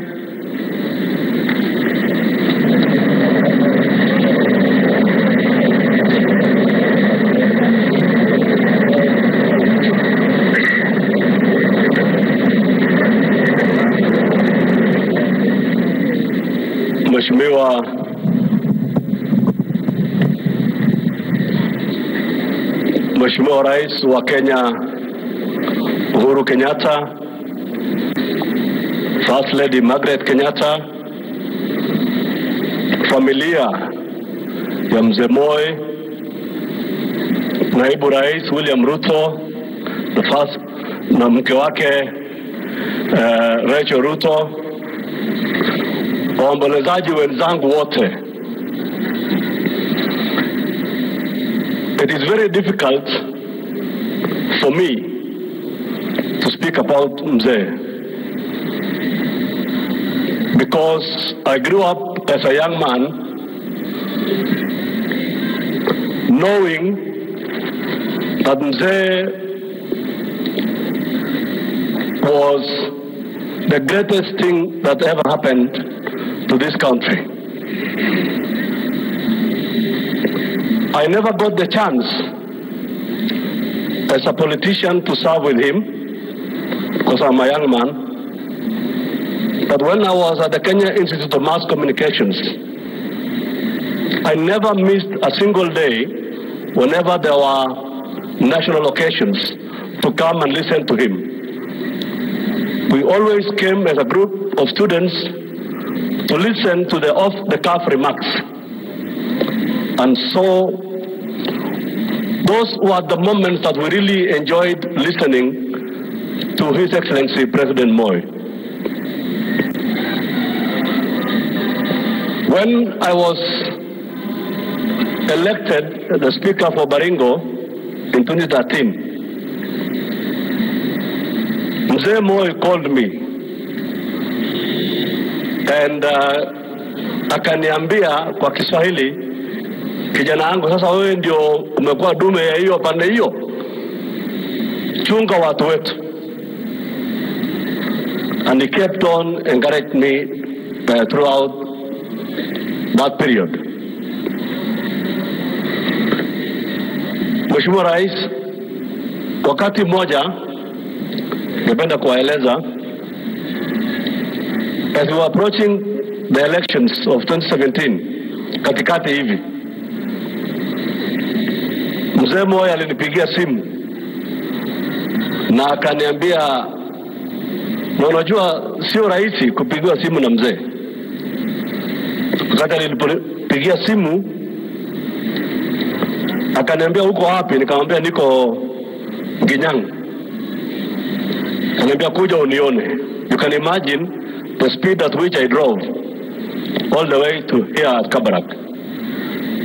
Wakati huo unajua kulikuwa na maneno mengi.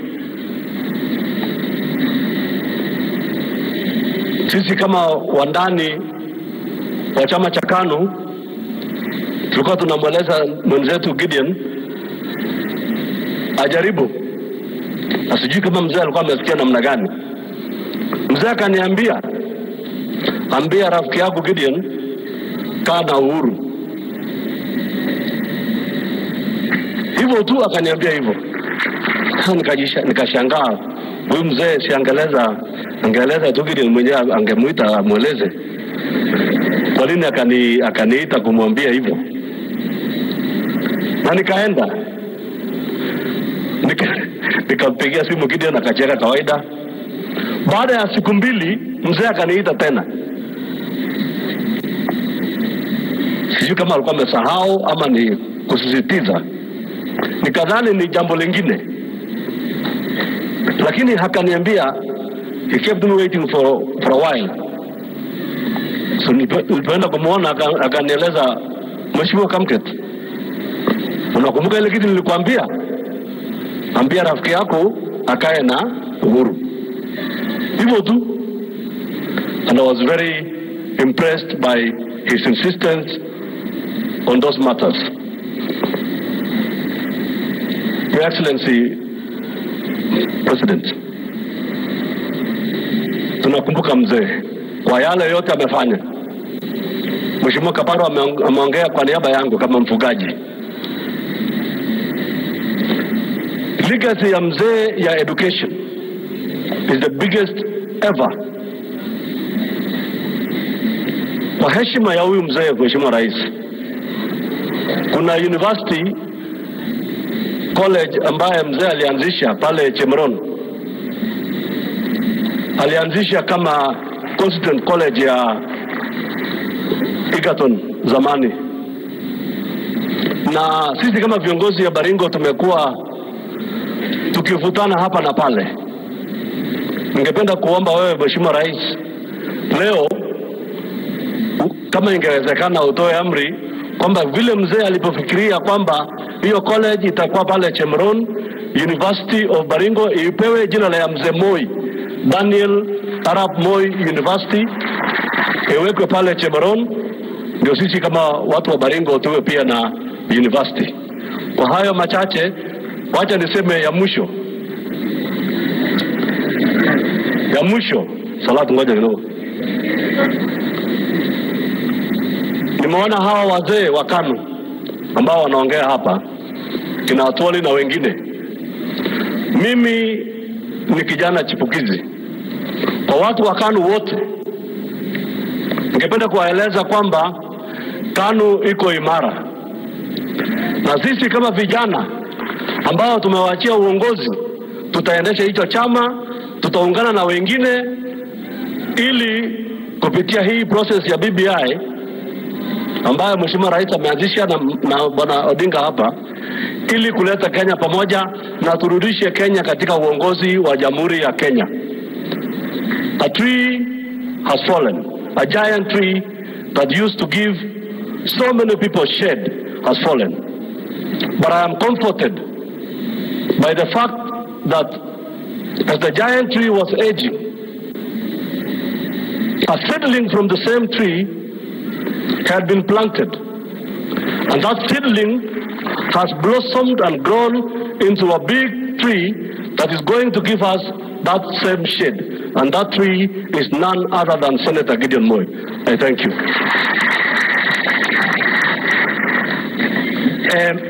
Tukiwa hapa, we have quite a number of senators who are with us. Kwa unyenyekevu tafadhali msimame tu, all the senators who are here. Tafadhali simama. All the senators, tafadhali, you are so many, all of you are here. Kwa sababu ya saa, asanteni, thank you so much. We also have members of parliament, tafadhali msimame, members of parliament. National Assembly, tafadhali, we will recognize 1 or 2 to speak, thank you so much. And governors, we have our area governor, kuja kwa haraka tafadhali.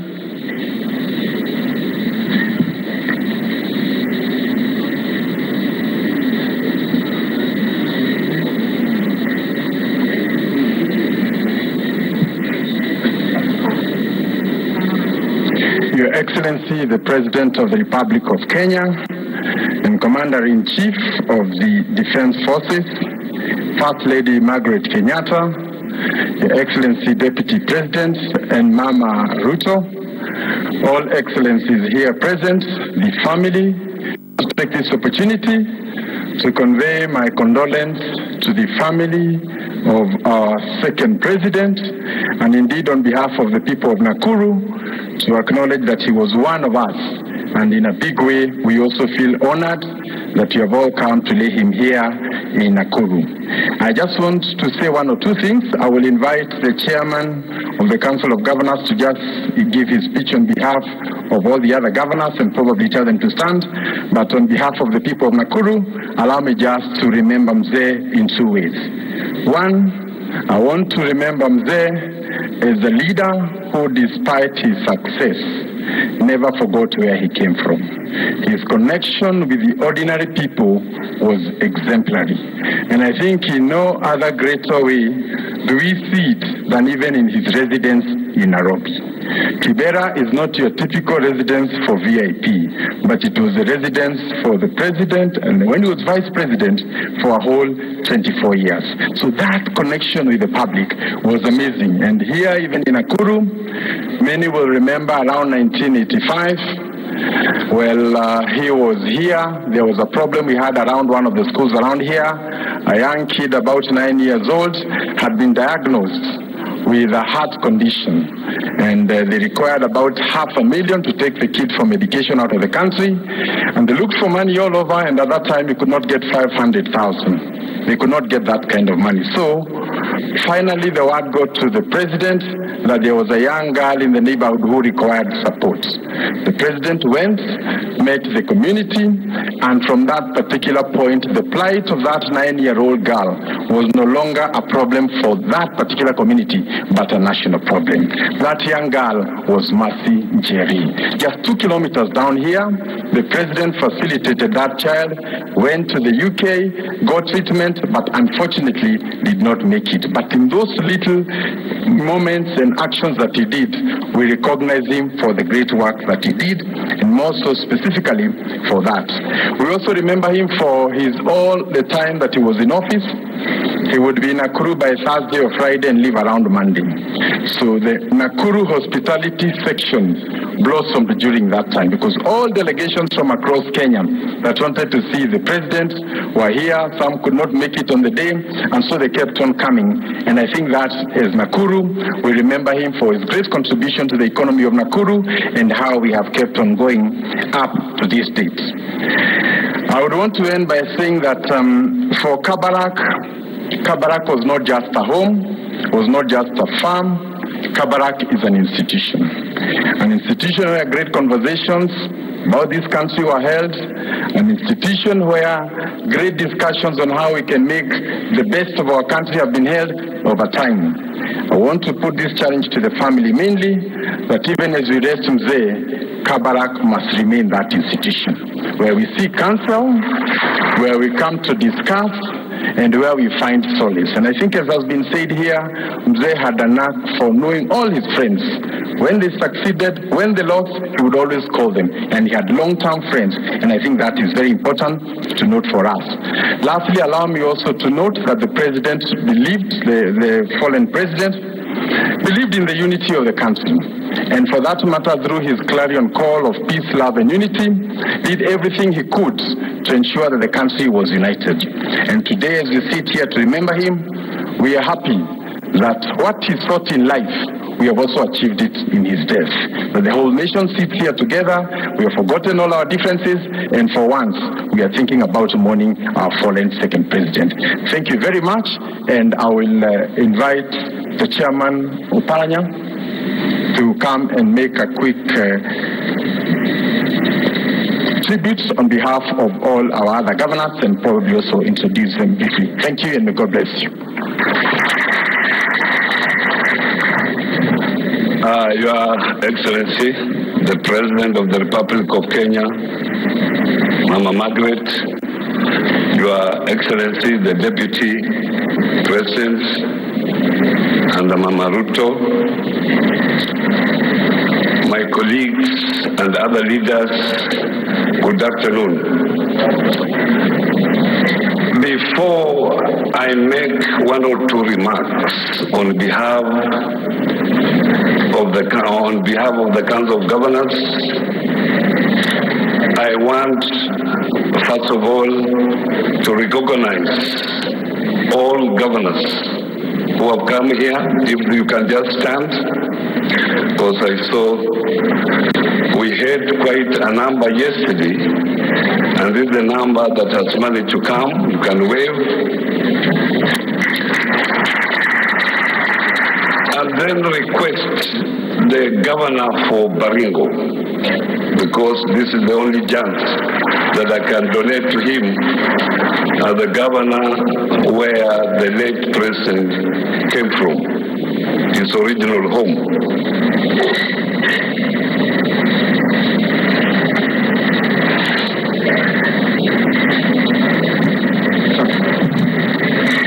Thank you. His Excellency Uhuru Muigai Kenyatta,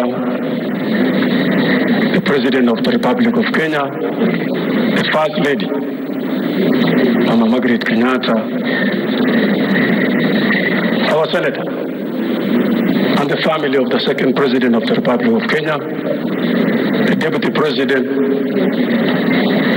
all of us who have come to actually show respect to the second President of the Republic of Kenya. As the County of Baringo,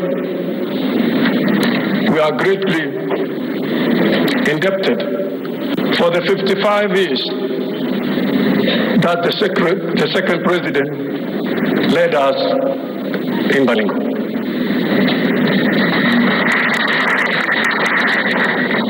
He actually did a lot. And Baringo is where it is, how it is, and how we are, courtesy of him.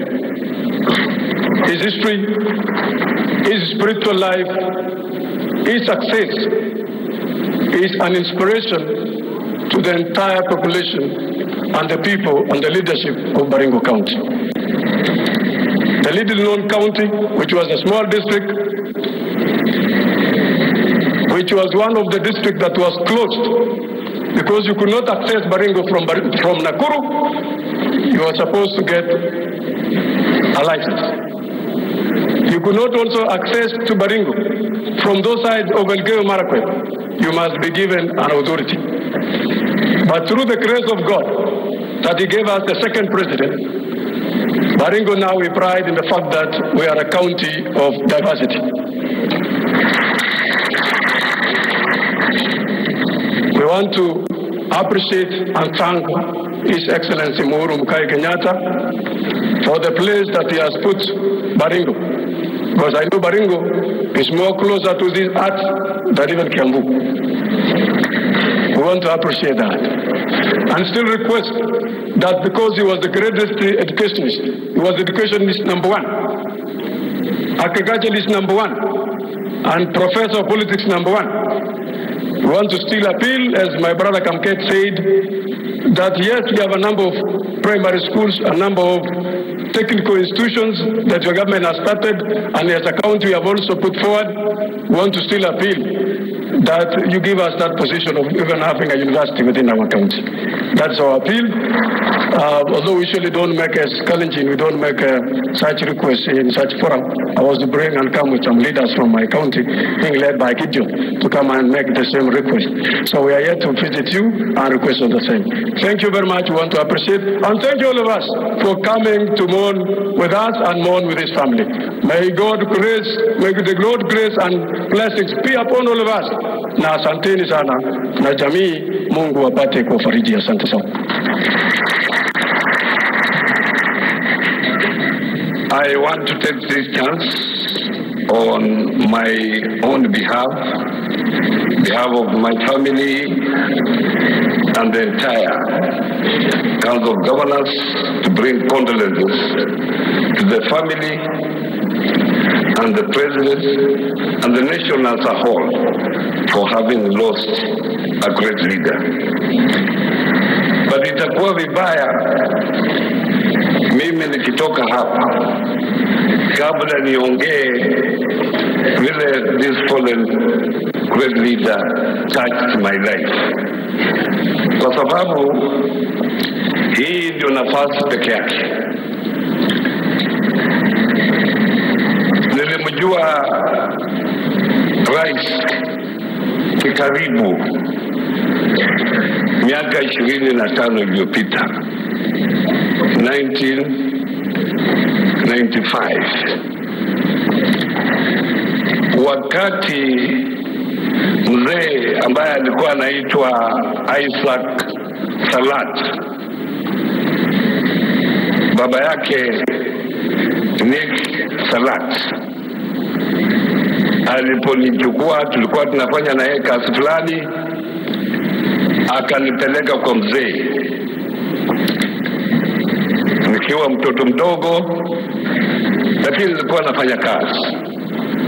Nimemaliza university, na akapanga mpango, akanipeleka kwa mzee kule Kibira. Nick Salat anajua story hiyo.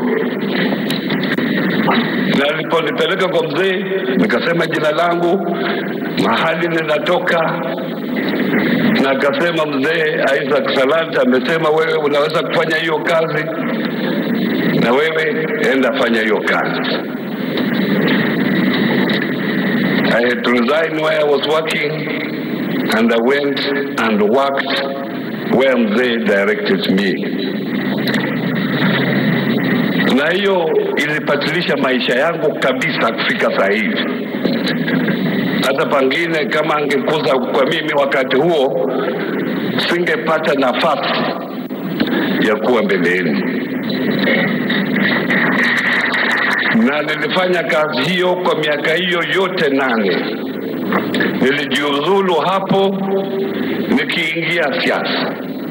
Niliingia siasa mwaka wa 2002, lakini sikupata nafasi ya kurudi kwa rais kumpikia asante yale alinifanyia,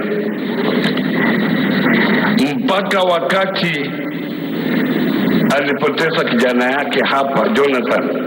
Nilikuwa hapa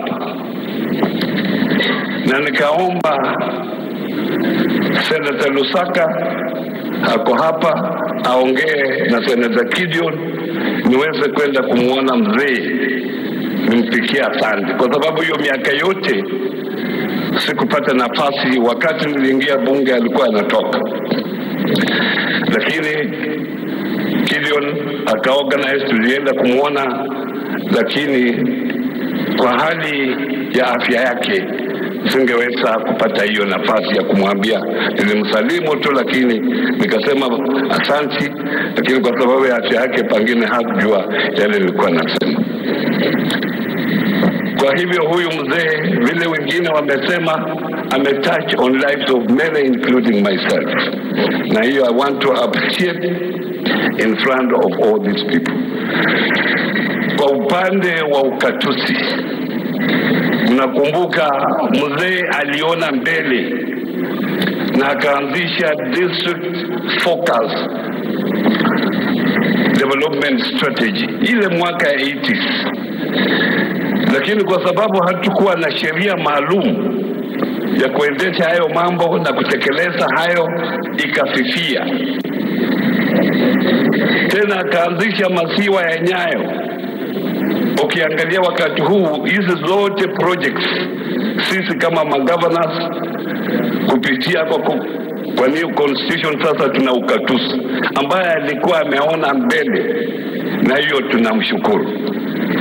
Na pia mambo ya maziwa, ukienda kwa zile shule za chekechea zote, wingi magovernors katika counties wameanzisha hizo programs ambazo yeye mwenyewe alianzisha wakati zile na zikafifia.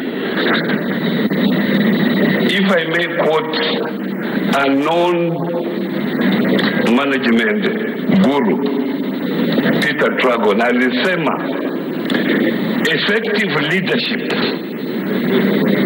is not good speech you speak is not how people like you, but is what you achieve as a leader at that level. And this man laying here has achieved a lot for this country, and forever we shall thank him for that. Let Mungu amweke mahali pema peponi. Hiyo ni njia ya kila mtu, sisi sote ni njia yetu, na hiyo tunamshukuru sana na yale yote alifanya. Nilikuwa na speech official, baada nimeonelea niseme hayo kwa muda, nitasimama hapo. Mungu awabariki. Haya, makofi kwake tena. Mwenye anafuata ni Mheshimiwa Senator Wetangula.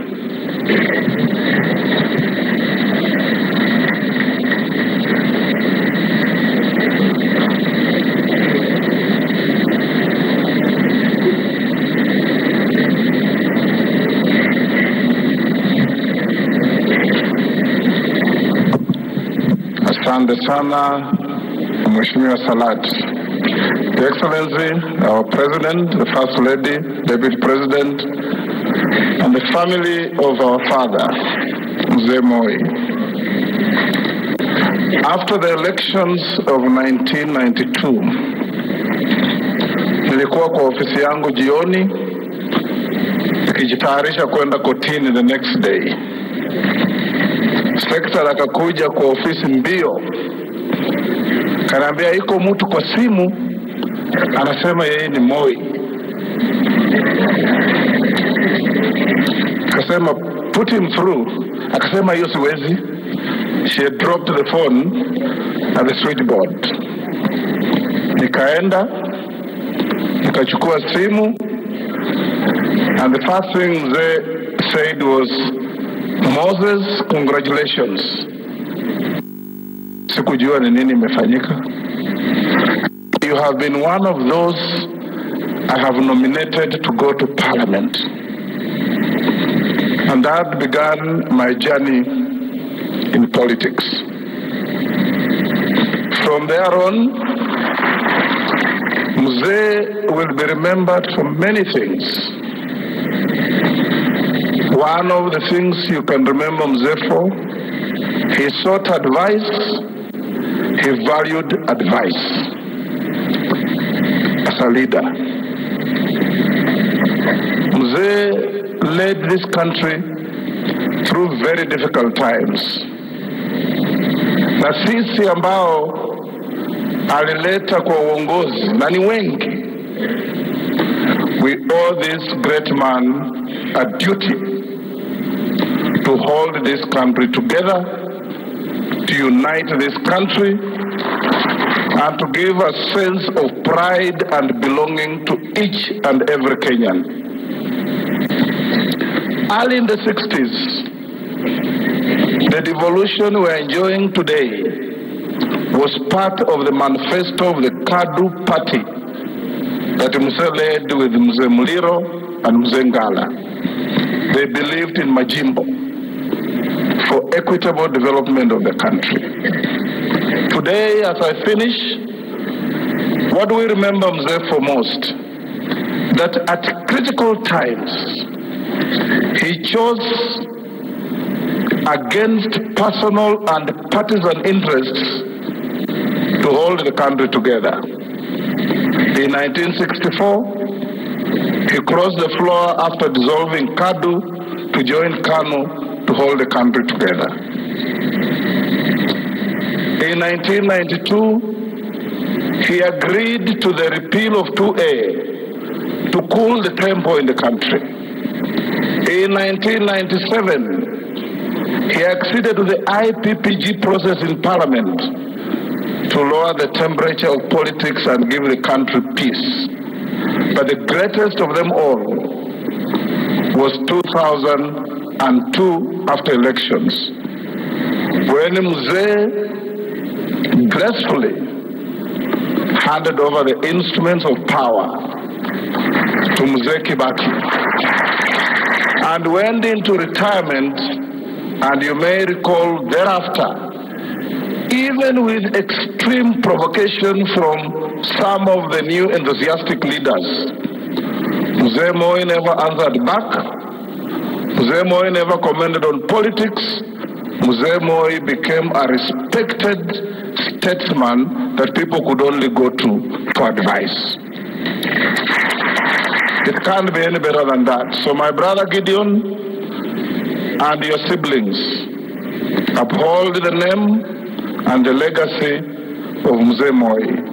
He definitely left this country better than he found it. And we all owe that duty to our motherland. Don't ask what Kenya is doing for you. Ask yourself what you are doing for Kenya to make it a better place. Thank you, and may God rest Baba Moi in eternal peace. And those of us who walk the path that he set us to walk, Baba, we shall not let you down. Thank you. Thank you. Makofi kwake tena. Anayefuata ni former Deputy President Mudavadi.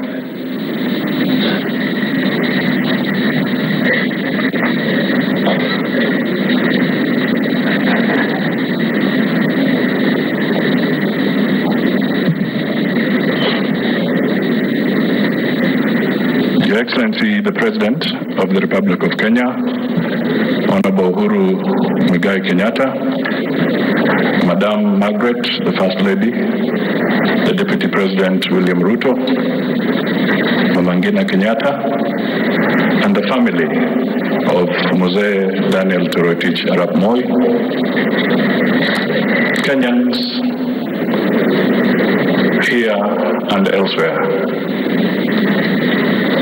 First, to the family of Moi, let me once again convey personal condolences and those of the Mudavadi family. We have had a long association with you over the years. So all of us stand with you at this particular moment. A lot has been said about Mzee Moi, and I stand here with a unique credential. I was his last vice president. Mimi ndio nilikuwa vice president wa mwisho wa Mzee Moi. So there are a lot of things I could say, but I'll just try and focus on 2 or 3 issues. But first, the issue of education, the footprint that Moi will leave on matters of education will remain unparalleled for a very long time. I think Sally gave a very good account of this and other speakers. President Moi presided over the most rapid expansion program when it comes to education. And I can say in Kiswahili, katika kaunti zetu zote 47, sijui ni gani ambayo haina shule ya msingi, ama shule ya upili, ama chuo cha elimu ambacho hakina jina la Moi. The second one was universal health care. Your Excellency President Uhuru, this is one of your pillars. You are committed to providing universal health care to Kenyans. President Moi, indeed, alitembea na kila pahali kulikuwa na Nyayo ward. That was his own contribution towards the goal of achieving universal health care. Tabu ilitokea tu wakati hiyo mambo ya structural adjustment iliingia na wakasema there must be cost sharing. Hiyo ikapunguza speed ya universal health care. Sasa mpira uko kwa rais wetu Uhuru Kenyatta. Jambo la tatu, watu wamezungumzia vizuri sana kuhusu transition, na ni kweli Moi na wengine kama mzee Kenyatta walipigania uhuru wa Jamhuri ya Kenya na damu ilimwagika. Na hatimaye katika mwanzo wa mataifa yetu kulikuwa na mtindo wa coups na counter coups, kupindua serikali na kadhalika. Museveni alizungumzia vizuri sana jambo hili. Mzee Moi alisimama imara, na sasa tuko hapa miaka 56 ama 7, na tunajivunia kwamba ingawa kulikuwa na jaribio, Kenya kwa wakati huu ina historia kwamba ni serikali ama taifa katika eneo hili, wakiwa labda na Tanzania, ambao walidumisha amani. Tumpatie heko. Sasa nikuje tu kwa yale ambayo yananiguza mimi mwenyewe. Rais Moi aliniteua kuwa waziri wa fedha nikiwa na miaka 33.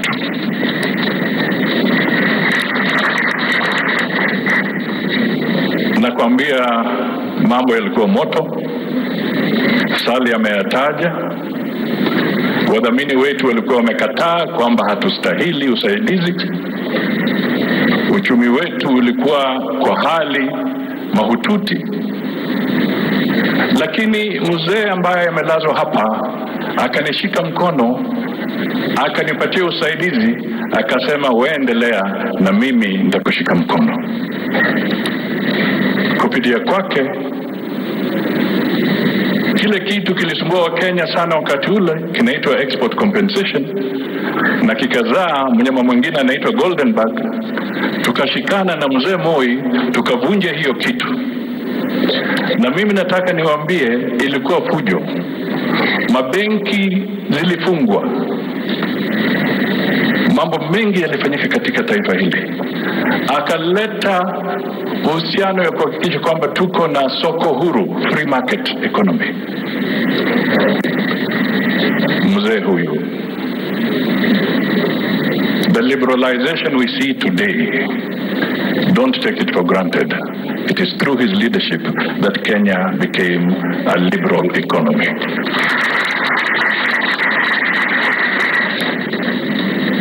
Nikimalizia, alipenda utamaduni. Yeye nikikumbuka alikuwa mgeni mkuu wa Vihiga Cultural Society karibu miaka 7. Na hatimaye nilifurahi sana ndugu Uhuru wakati serikali yako iliamua sasa tarehe 26 itakuwa Cultural Day. Kusema ukweli, msingi wa huyu mzee kila 26th of December kuangazia utamaduni kwa kitaifa lilikuwa jambo la muhimu. Na isitoshe, huyu mzee he was humorous kwa sababu yeye ni binadamu. Wacha nigusie tu mambo mawili. Padri, munisamehe. Wakati alikuwa anataka kueleza kama umechelewa, mimi nakumbuka kuna siku moja aliitisha cabinet ya ghafla. Sisi tukafika mapema, lakini mzee ntimama na roho yake pia ipumzike vizuri, akakuja amechelewa. Sasa mzee Moi akasimama pale na akamuuliza mzee Ntimama, ndugu Ntimama, sasa mbona unachelewa kufika mapema? Unajua mimi na wewe kwa rika yetu tulimaliza kazi yetu zamani. Wale ambao mimi naweza kusamehe wachelewe ni wadogo kama hawa bwana Musalia, kwa sababu bado wana kazi ya kufanya. A very subtle message of conveying the need to keep time. Na wakati mwingine akiona unaenda speed sana, Moi pia alikuwa na msemo mwingine, akasema kwamba hata kama wewe ni ndume, unafikiri unaweza tumikia ndama 50 kwa wakati mmoja? Even if you are the most agile bull, do you think you can service 50 heifers at the same time? What was the parable behind this? I leave it to you. Because President Moi lies there because he was human. God rest his soul in eternal peace, and may his family receive consolation from God. Thank you. Haya, makofi kwake. I called you deputy, kumbe ulikuwa naitwa vice president. Coming up next is the Right Honorable Kalonzo Musyoka. Tafadhali, karibu. Makofi kwake.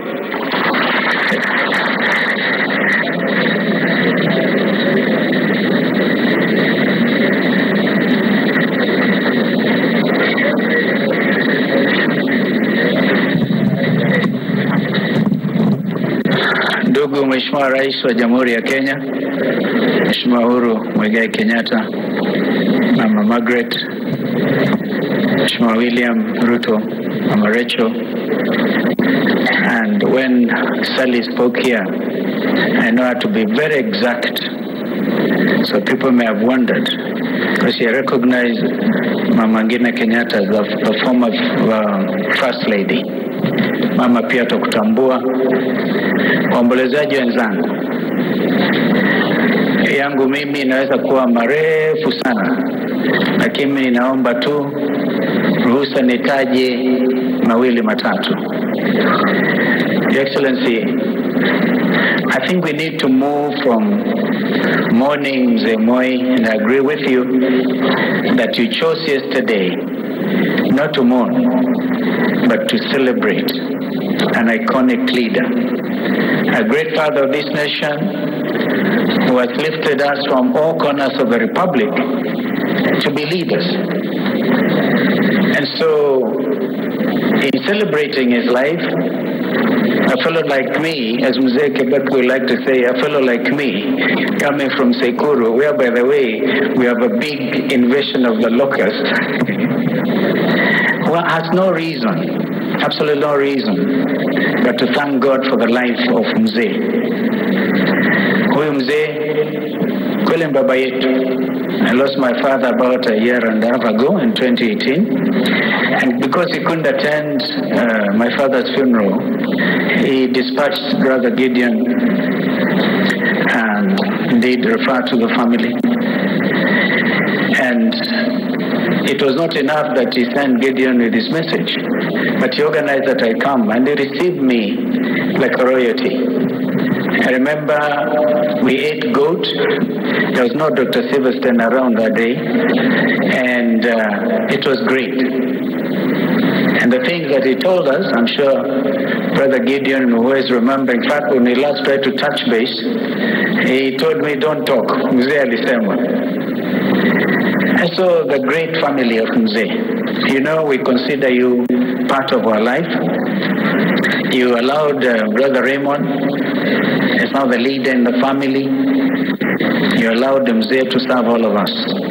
And as I think somebody said, I think my brother, Speaker Lekaparo, hamkuwa na chuki. Kusema, you guys, you've taken our dad, you allowed him to serve this country. Let me just say, in terms of regional integration, and that's why I said, Mr. President, that we need to move from mourning now to really carry forward Mzee's legacy. And I know that you are determined. Look at regional integration. When Mzee Moi asked me, along with now Prime Minister Rugunda of Uganda, Ndugu Kikwete had not even become Foreign Minister, there was Regatira, who was nominated by Mzee Mwinyi, to jumpstart the East African community. We did not spare any effort. And within no time, Mzee was so determined, after he had patched up even with his brother, Yoweri Kaguta Museveni, who recognized him as Mzee. And that recognition is what shaped the route now to Arusha, the capital of the region. I think, Your Excellency, the beautiful anthem in East Africa, Jumuiya Yetu, in order to remember Mzee and really actualize his vision, we need to move to that federal state.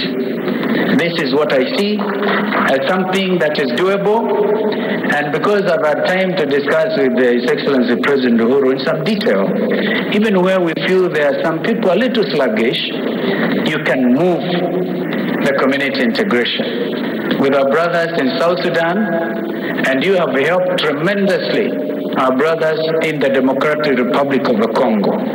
Eastern Congo relies mainly on imports through the port of Mombasa. I just want to remind us of Mzee's other vision, that of seeing whether Mombasa could be another Singapore in the region. Indeed, as his foreign minister, I traveled with him.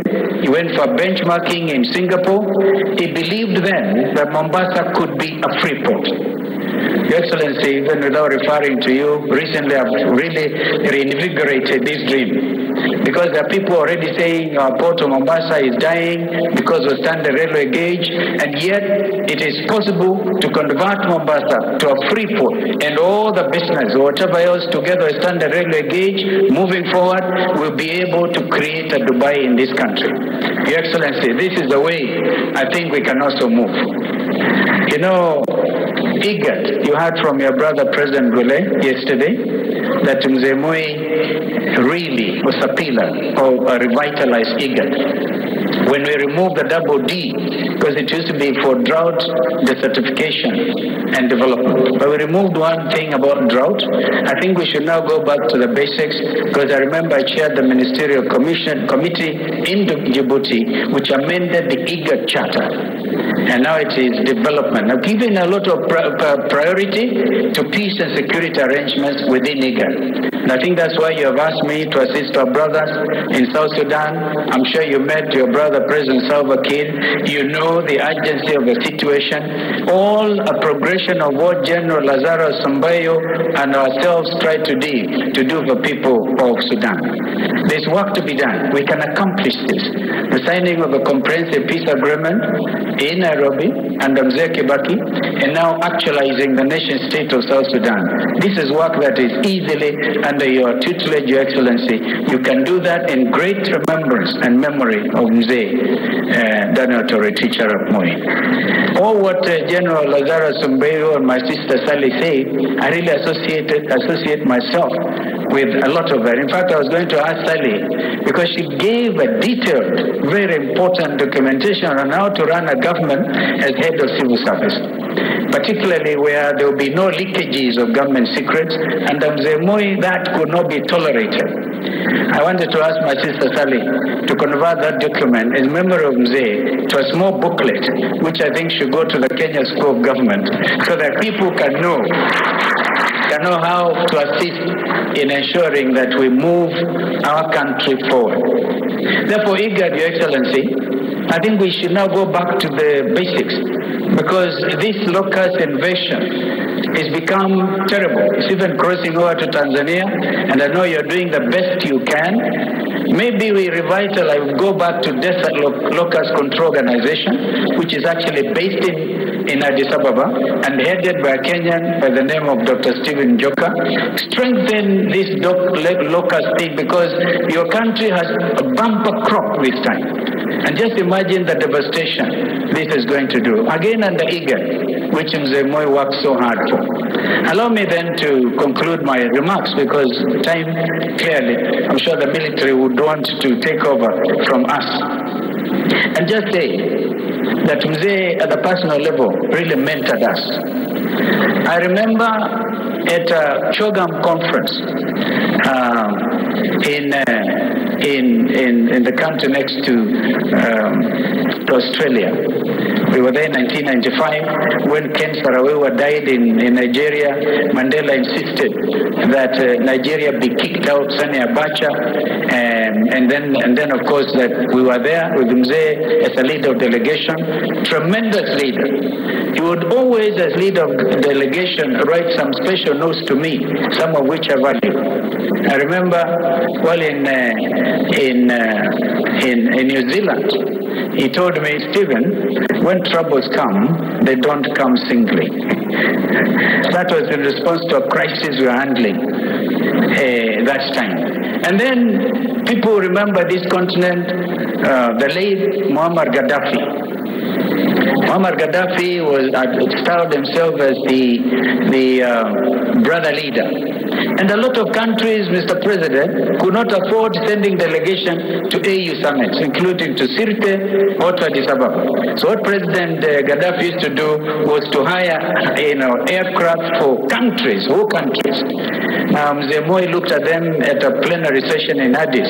He looked at all those who had their planes hired for them, and he wrote to me, he said, Stephen, he who pays the piper calls the tune. Mzee was very poetic. He was brilliant. And therefore, when we sing in our national anthem, Kenya istahili heshima. That's a very important thing. He stood for the dignity and the honor of this country. Mzee could never sell the birth rate of Kenyans to any leader anywhere in the world. And I think that's what we need to do, to build this capacity. And I know that it's going to be well. My brothers have talked about the removal of Article 2A, and I thank my friend Lekaparo because he knows you conspired with him. As organizing secretary of Kano, I knew whom to use to be able to convey Mzee. And that's what we did. And Article 2A was repealed. And sometimes, you know what Salah said, you quarrel with your colleagues, Mzee will call you both. I'm sure my sister will forgive me for saying this. Once or twice, we had difficulties with Salah. Mzee will say, what is going on between the two of you? And of course, we ended up making a wonderful team. In that time when I served with my sister Sally and General Sumbewo, the country's profile in conflict resolution and management went beyond what actually was happening in the region. So we thank you. And sincerely, may Mzee rest in everlasting life. And the family, we are part of you. Keep together.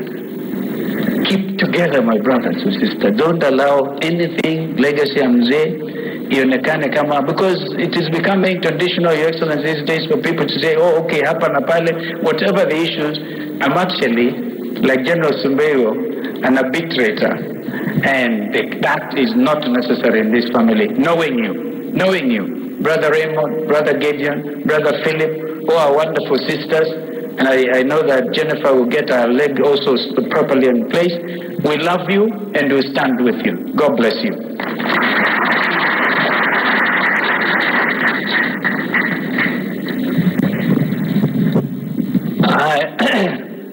Amesema mambo mengi anastahili kupigiwa makofi. Makofi tena. I will not make a mistake this time. I called him Right Honorable. Now the Right Honorable, whose reggae is unstoppable. Reggae yake will not be stopped. The Right Honorable Raila Amolo Odinga, Prime Minister. Karibu.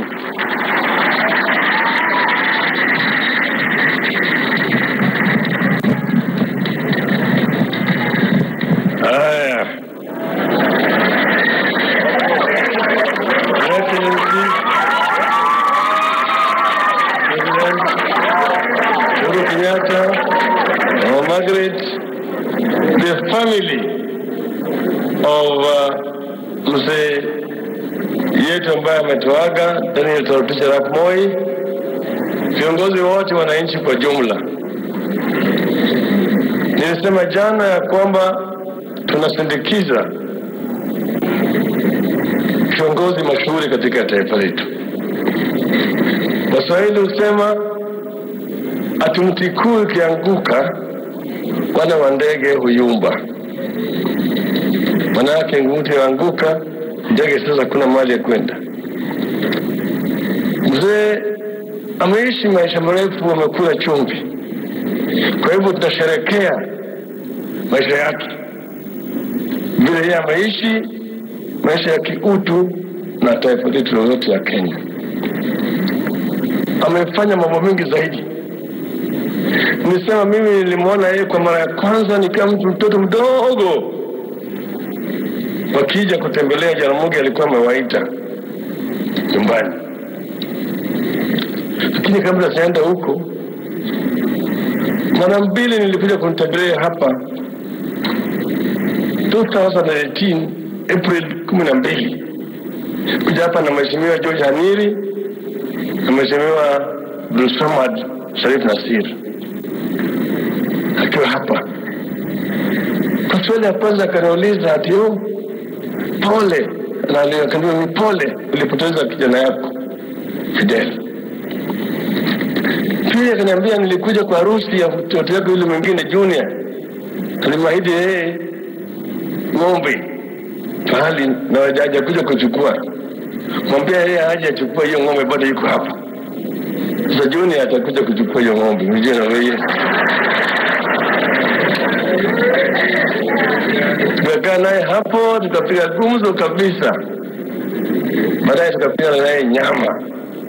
Gideon alikuweko. Na kamketi. Jamaa pili imekuja mwaka jana.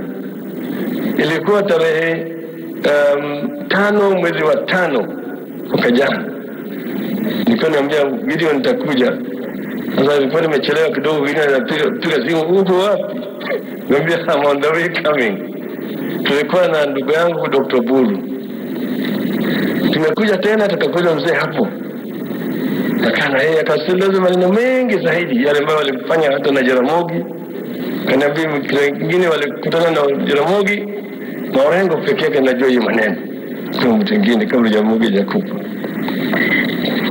Sasa ile mara ya kwanza walikuja kule Bondo. Wakati huo walikuwa ni wabunge wa kwanza kuchaguliwa 8 katika ligi kuu. Sasa Jaramogi akawaleta pale wote na akaintroduce kwa watu, akasema mambo mengi juu yao.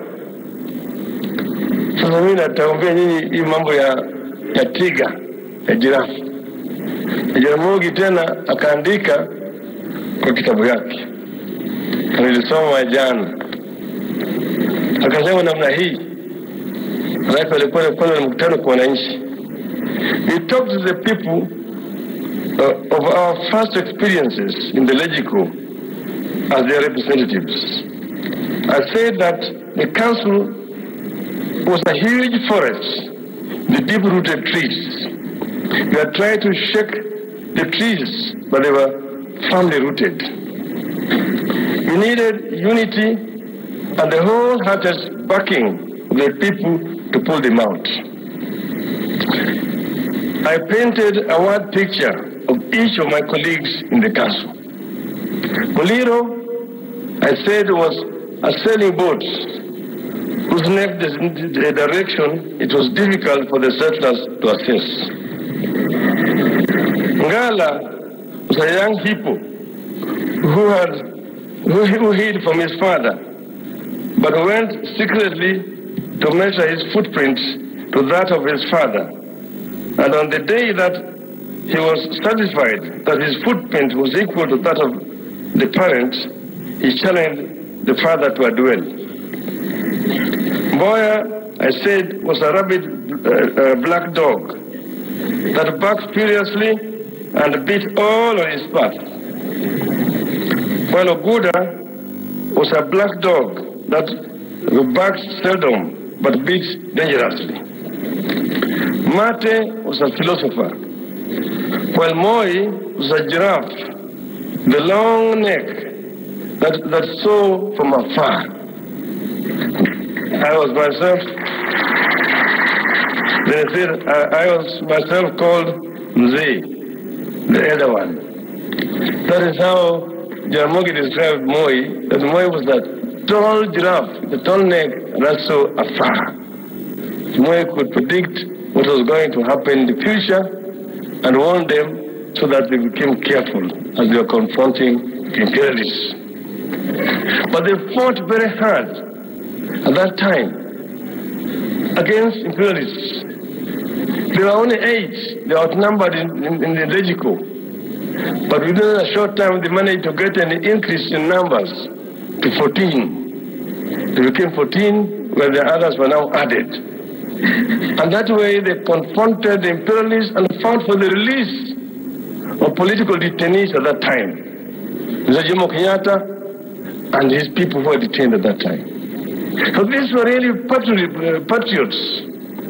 If you look at Nyayo, from a very humble background. You go to Sacho up there in the hills, look at where he came from. And he managed to come out from there and join the nationalist movement and become the second president of this country. It's a great thing. He came from poverty. Just like Mzee Kenyatta also came from poverty. Jaramogi also came from poverty. So nobody can ever talk about dynasty, talk about the family of Nyayo. What is the dynasty? What is Moi inherit? Moi struggled and died, always died. These children are also just struggling, they're Kenyans like anybody else. Just like Uhuru Kenyatta is also just a Kenyan. And Rais is also just a Kenyan. Well, why should somebody think that is more entitled to things in this country than Rais Odinga because he's son of King Odinga? Or Gideon Moi because he's son of Moi? No, Gideon has a right like any other Kenyan to vie for any position that he wants in this country.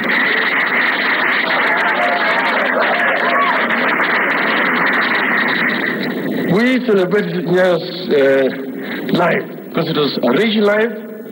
It touched so many people in the right ways. I said yesterday, maybe we had a history with him. Love, hate. Eventually met, and we met here. He sent Mr. Chesire to go and look for me. Reverend Chesire. And we came with Jabomino. And there was a very long discussion here. Until we said, we forgive each other. And they shook hands. That was the first handshake that I did here.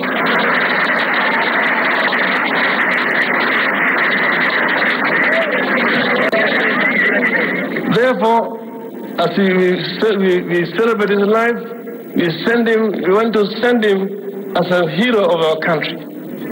And he was also a Christian, and he has also been mourned as a true Christian. But it should not be right, because you saw when they went to Lancaster House, he went there wearing a monkey's skin, walking there, and the Wazungus looked at them and they looked strange with Jaramogi. And therefore, as we say bye to Nyayo, I will tell you this.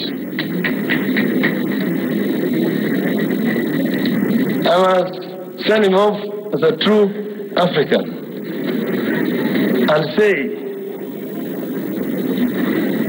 Yawa parurulo, lowangetek, yawa parurulo, lowangetek. Ewoi gimicham emari gimodong tokirkigen. Ewoi gimisham emari gimodong tokirkigen. Soge joy, joy, joy, joy, joy.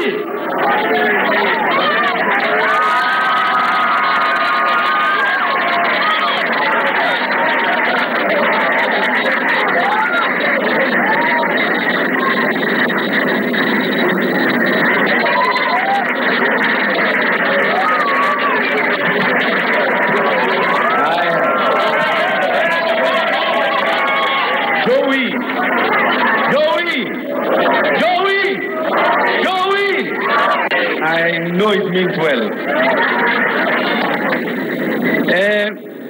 Before I call the Deputy President, I want to... Hata sijaanza, siningojee kwanza nianze. Before I call the Deputy President,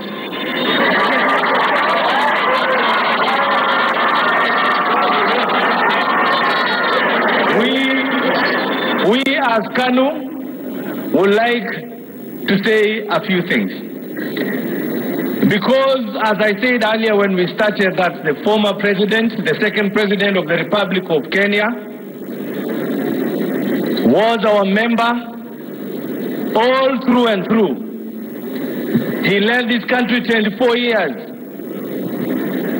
and 11 years as a deputy president, as a vice president.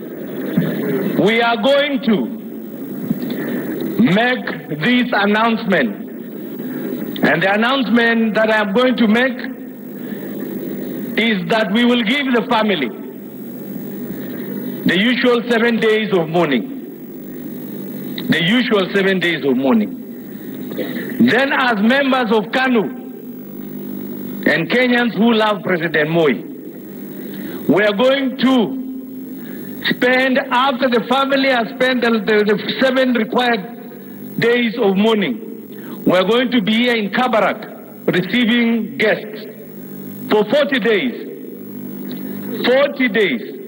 Kuanzia tarehe mukipata tarehe yenyu 7, we will be here, and Mheshimiwa Gideon Moi, we beg you to receive us. To receive members of KANU who will be remembering the Moi for 40 days, because he gave a lot to our party, he did a lot to our party, and Moi, as much as he's gone, KANU is very much alive. KANU is very, very much alive. It is the only party that has had representation in parliament since Kenya gained independence. The only party. Parties have come and gone, but we are still there. And I tell you, we will be there. With those few remarks, may I welcome the Deputy President.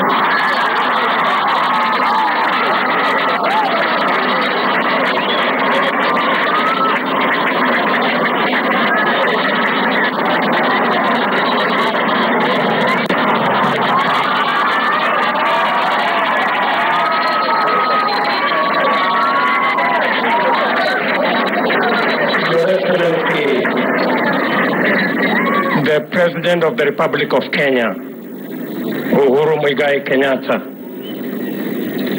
Your Excellency Mama Margaret Kenyatta, our First Lady, Your Excellency our First Lady Mama Ngina Kenyatta, the family of our fallen hero, the second President of the Republic of Kenya, distinguished mourners, ladies and gentlemen, good afternoon.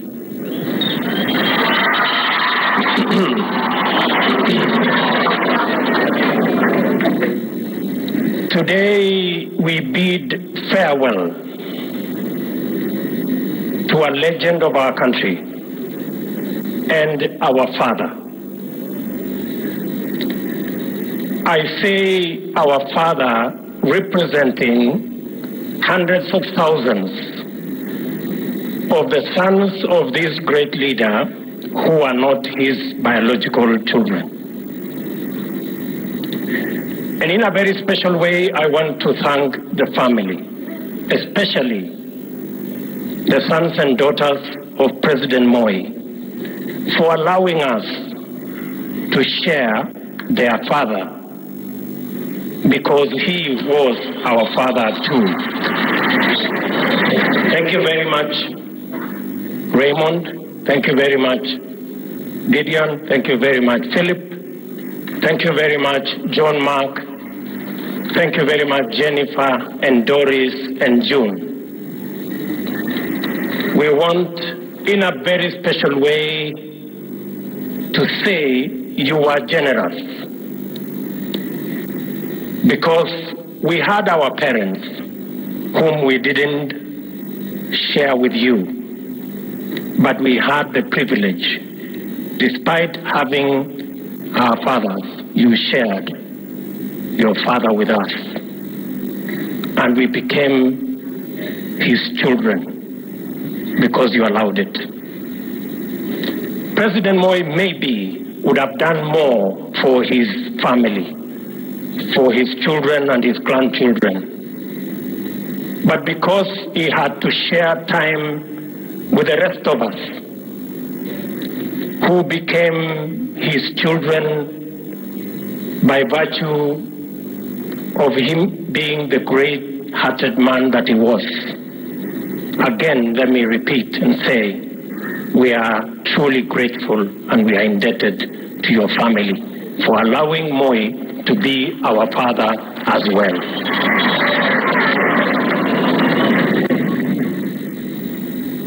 Today we send off an icon, a great man, a statesman. And let me say just 2 or 3 things about Moi. For those of us who knew him when he was about to exit, in fact, we became his last bonds in politics. We saw and learned many things from Moi. Moi, as has been said here, in matters, his passion for education in our country led him to develop the most professional, world-class human resource through his passion in education. Today, Kenya prides itself with a professional, world-class working population, not just working in Kenya, but working in many parts of the world. And that is why remittances from our diaspora has gone beyond the money we get from tea or even coffee, because Moi invested in education and developed our human capital. I see many generals in this meeting. I saw them yesterday.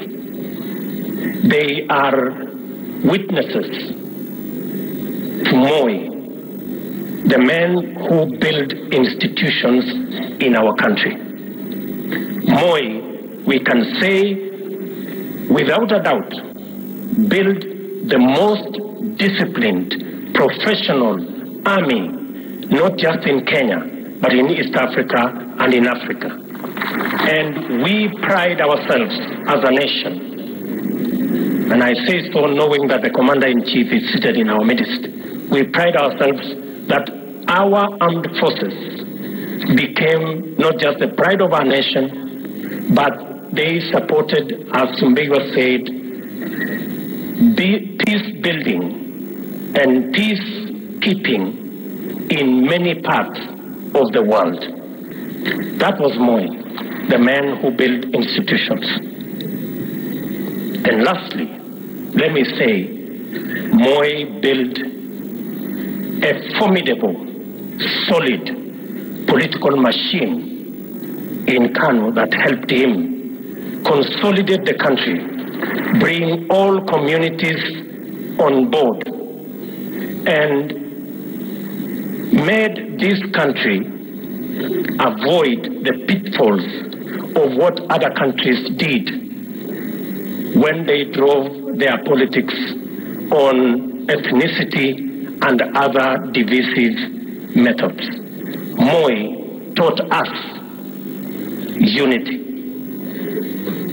And that is why I can say here, without fear of any contradiction, when President Uhuru Kenyatta and I sat, we looked back and said, for the sake of country, for the sake of the unity of the nation, President Moi folded his KADU, joined KANU, so that the country can come together and we can avoid ethnicity.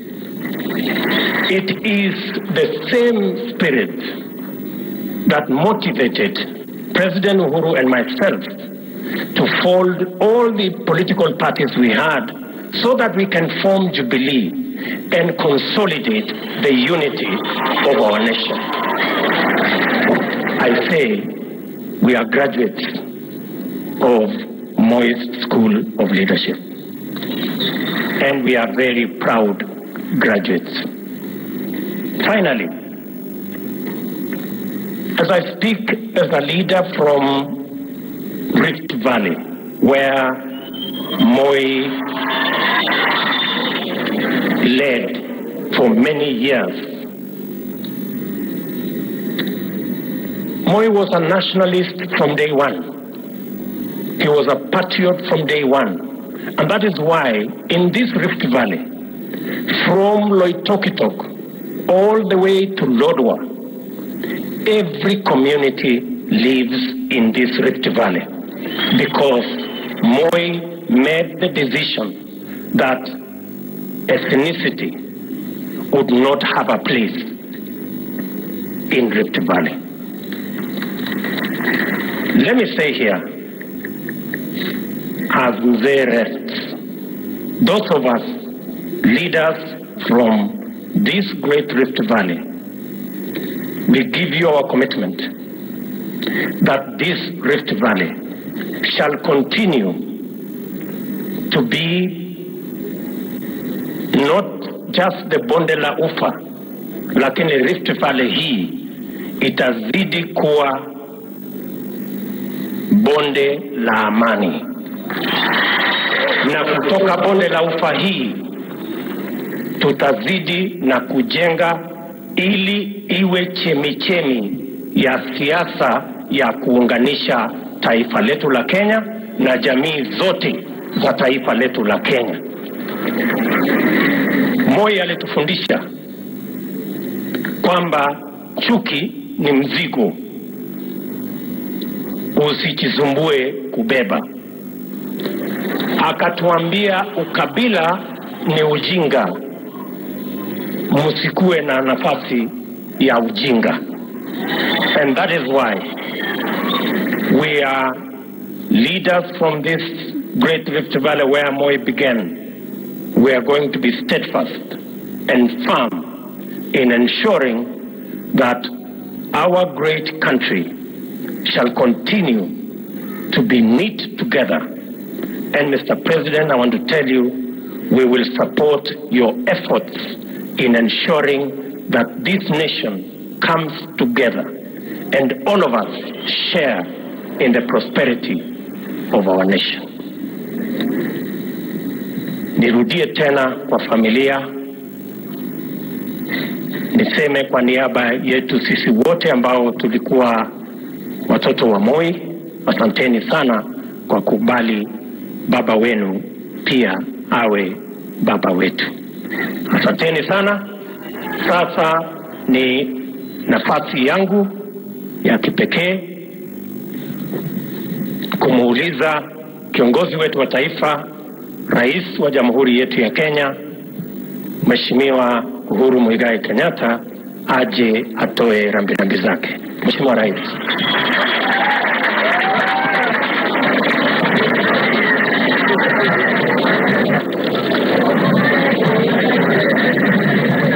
Asante, tunaweza tuketi, nashukuru.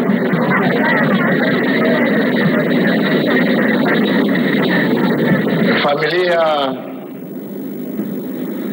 ya mzee wetu hayati Daniel Toroitich Arap Moi, viongozi wa kidini, wananchi wenzangu, tuko hapa leo kumsindikiza mzee kwa safari yake ya mwisho. Wenzangu, mimi nimepata nafasi ya kusema yale ambaye nimesema kuhusu huyu mzee ambaye amelala hapa mbele yetu, na sitaki niongeze zaidi ya yale ambaye tayari tulisema jana na yale ambaye tumesema hapo awali. Leo hii mimi niko hapa kuungana pamoja nanyi kusema tu kwa heri kwa mzee ambaye niliita baba, na mzee ambaye kutoka niwe kijana mdogo sana, na mzee wangu Mwenyezi Mungu akamchukua bado tukiwa vijana. Huyu mzee alisimama nasi, akatushika mkono mpaka tukafika pahali ambapo tumefika. Kwa hivyo nikisema ya kwamba niko hapa kusema kwa heri kwa baba, hiyo ni haki. Nimewahi kupata na kuona upendo wake ule watu wengi hapa wameongea. Nimewahi kupata mawaidha ambaye nimeyatumia maisha yangu yote ya uzima.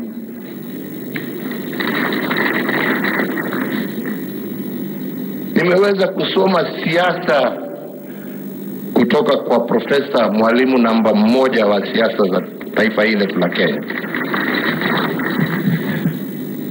Na pia nimewahi kupata ukali wa mzee, sio kama Sali hapa ati Sali anatuambia hakuwa anapigia wakina mama kelele. Sisi ndio tunajua kelele ya mzee Moi ni nini. Tunaielewa. Na siku moja alipiga simu, unajua zake zilikuwa za asubuhi saa 11. Mimi nilikuwa najua kwa sababu kulikuwa kitu nilikuwa nimefanya hiyo siku nyingine. Kajua hii simu iko na taabu.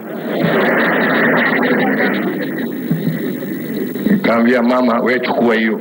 Unajua wewe utakuwa sawa. Kamuliza kwa wapi? Sema hayuko karibu.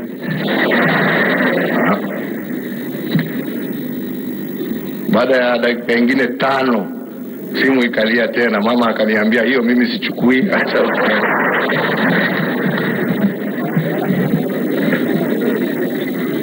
Nasema wacha nichukue. Ulikuwa wapi? Nilikuwa naoga, nilikuwa najitayarisha.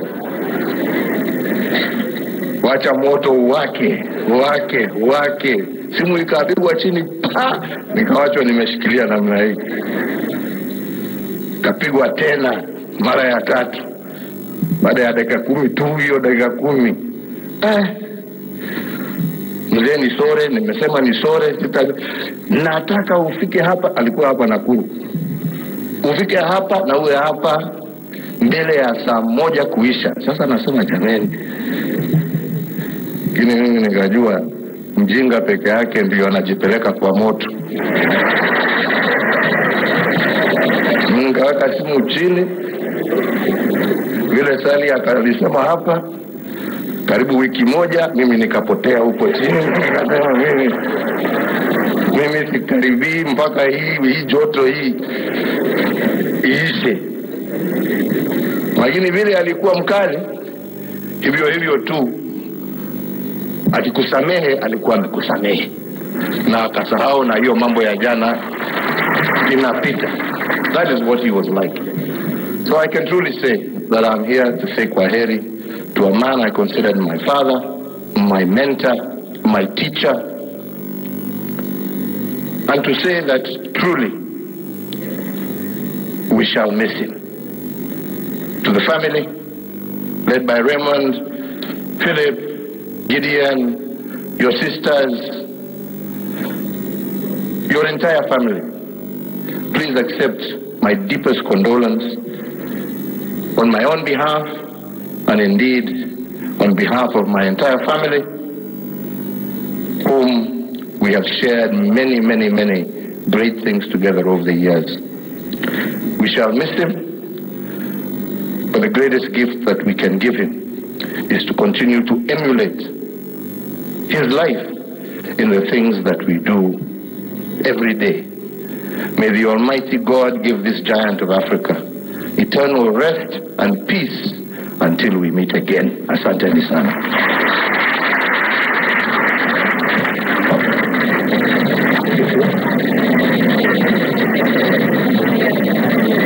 Tunaweza tukaketi kwa heshima, na nitaomba tuendelee kuketi mpaka tuwatangazie vile tutaweza kuondoka kwenye hema.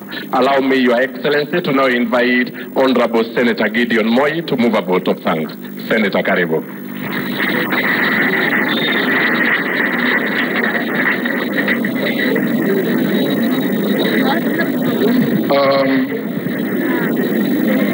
Your Excellency,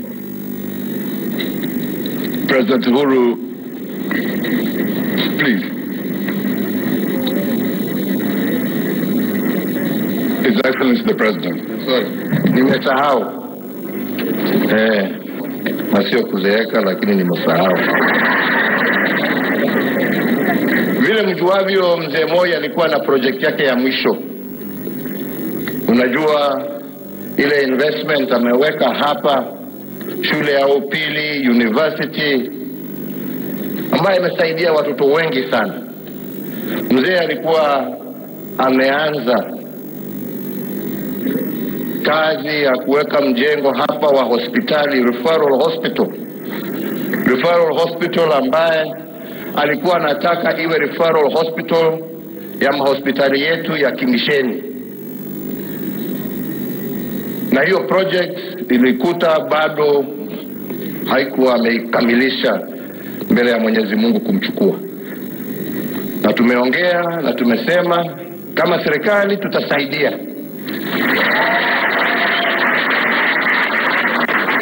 Na njia ya kusaidia tumesema tutasaidiana pamoja na hawa ndugu zetu kuweka, kwa sababu mzee alikuwa pia vile tumesikia mtu ambaye alikuwa anapenda sana mambo ya mazingara.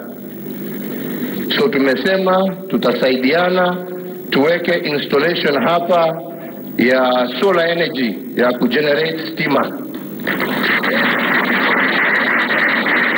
Na ile pesa ambayo itatoka kwa hiyo project iende kumaliza na kujenga hospitali ambayo mzee alianza. Hiyo ni sawa. Mungu awabariki, sina ingine.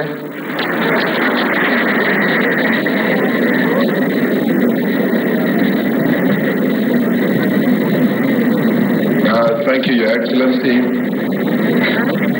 We greatly appreciate what you just said. Thank you very much on behalf of Kabarak University and behalf of the Kabarak Referral Hospital. Thank you. Your Excellency President Uhuru Kenyatta, Your Excellency Margaret Kenyatta, the Deputy President, Your Excellency Rachel, Her Excellency Mamangina Kenyatta Maito,